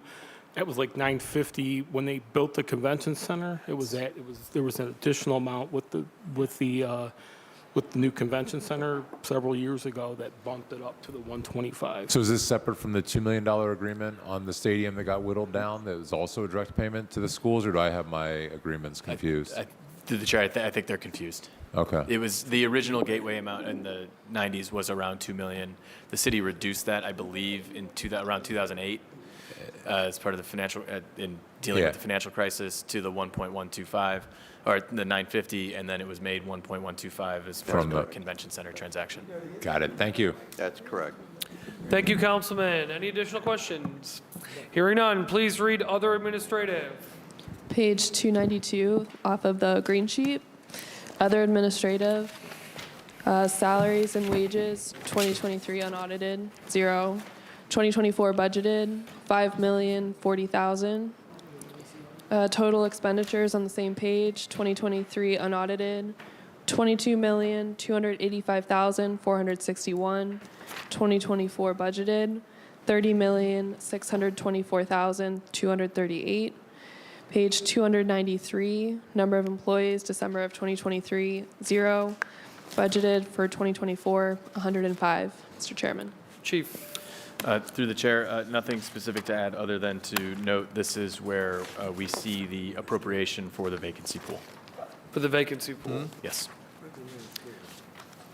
Does anyone have any questions on page 292, other administrative, on the budget? Yeah, I do. Councilman Conwell, on the budget for 292. I'm looking for the mission statement on here, and I don't see it. Chief, will you give us 20 seconds on the mission statement of other administrative? Sure. There is not one because this is not an operating unit within the city. This is just kind of where we put expenses or revenues that don't have a natural home. Okay, because I just wondered. You read the mission statement, and I don't keep up with it. And so thank you very, very much. I have a question. Thank you, Councilman. Councilman Polensek? Thank you. So, Mr. Chairman, to the director, again on page 292, under contractual services, the $3 million, explain what that is for the, I think that's property rental. What is that? Through the chair, that's the police headquarters rent. Oh, that's that amount. Then the 2.5 million, that's, what is that? That's for the, Through the chair, that's for the Justice Center Tower. For the courts. oh, for the courts. Okay, I got you. Okay, thank you very much. Thank you, Councilman. Anything additional on other administrative? Hearing none. Gary. Oh, speak up, please. Yes, Councilwoman House Jones. Thank you. Through the chair to the finance chief. So I'm just trying to get an understanding. Under other administrative, we have, what was the thinking around the budget for 2024, seeing that there were a couple of under training and professional dues where the unaudited is like double or 3 times what the actual budget is in 2024, and National League of Cities, U.S. Conference of Mayors, professional dues and subscriptions. Through the chair, I'd have to confirm, but I believe the reason the 2023 actual for those line items was higher was because the timing at which payment was delivered. So you can see that there wasn't payment in 2022 for example, for U.S. Conference of Mayors and National League of Cities, and I think that's just a timing issue. So it's not that those costs have gone up each year. It's just the checks cleared in both for 2022 and 2023 in 2023. Yeah, but still just following up, even if you do the checks clearing 2023 unaudited is still more than double, which that would have encompassed 2 years, but it seems like it was even more than that. Chief? Well, one explanation for that is NOACA. One, there was a timing issue with when the payment was made, but also our NOACA fee was increased considerably based on a resolution of the NOACA board and the size of the city. And so we went from paying a relatively nominal amount to well over $100,000 per year for NOACA. If there's any other outlier there, I'm happy to look into it and see what it is. So for example, National League of Cities from 62.5 to 21, it's about 3 times versus 2. Yeah, I'd have to look into the explanation for that. Okay, if you could get that for us. Councilman, anything else? No, I just think we just need to have a better clarification on that and just making sure they are correctly appropriated, since those are things that we actively participate in. Chief, can you please make sure that we have clarification on that? Okay. Any additional questions on other administrative? Hearing none, please read restricted income tax. Page 295, restricted income tax fund, ending balance 2023 unaudited, 1,662,117. 2024 budgeted, 1,662,117. Mr. Chair. 297. Okay, this is page 297. Chief, give us the 30 seconds on restricted income tax. To the chair, this is where 1/9 of our collected income tax goes, and it is by codified ordinance restricted to capital expenditures. Okay, and can you explain the 1/9, or do you have any intel on the history of that? Following the default in 1978, there were reforms made to ensure that the city was not in that position again, and the 1/9 split is one of those reforms. Okay. Do I have any questions or comments on the restricted income tax on page 297? So, Councilman Plenty. So the entire amount is the 61 million. Through the chair, yes. And then, so, then 1/10 of that is used for projects? Explain it, because to the people watching, it's not clear. Through the chair. So this represents 1/9 of our income tax collections. Okay, I follow. I see it. So what that is 1/9 that is in the book on 197. Okay, thank you. Thank you, Councilman. Anything else on restricted income tax? Okay, hearing none, we're going to break here in a minute, but just an announcement for folks. We're going to head over to caucus, which is in 1 minute. Well done. The council president will be addressing next steps for the budgetary process between now and the passage of the budget in caucus. So if you have questions on any aspect of what those next steps are, he's going to address those in caucus. But again, I want to thank everybody for their time, patience, efforts, questions, comments in this budget season. I want to thank the chief and your crew that's been here with us on a thorough budgeting process, and everybody else that's touched this. I know you got a lot of people that help you out with this, and so we want to publicly thank them as well.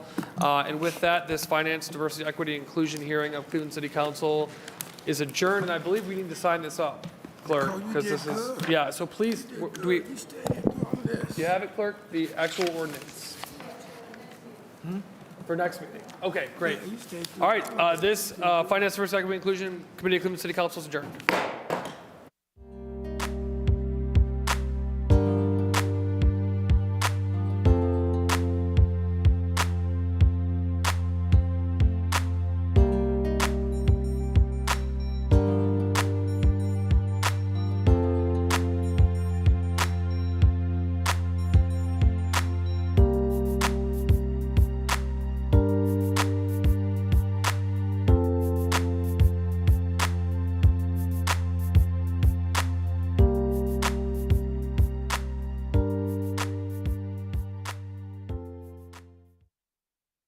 Center and Great Lakes Science Center are ensuring that residents and visitors of Cleveland experience this once-in-a-lifetime opportunity to its fullest potential.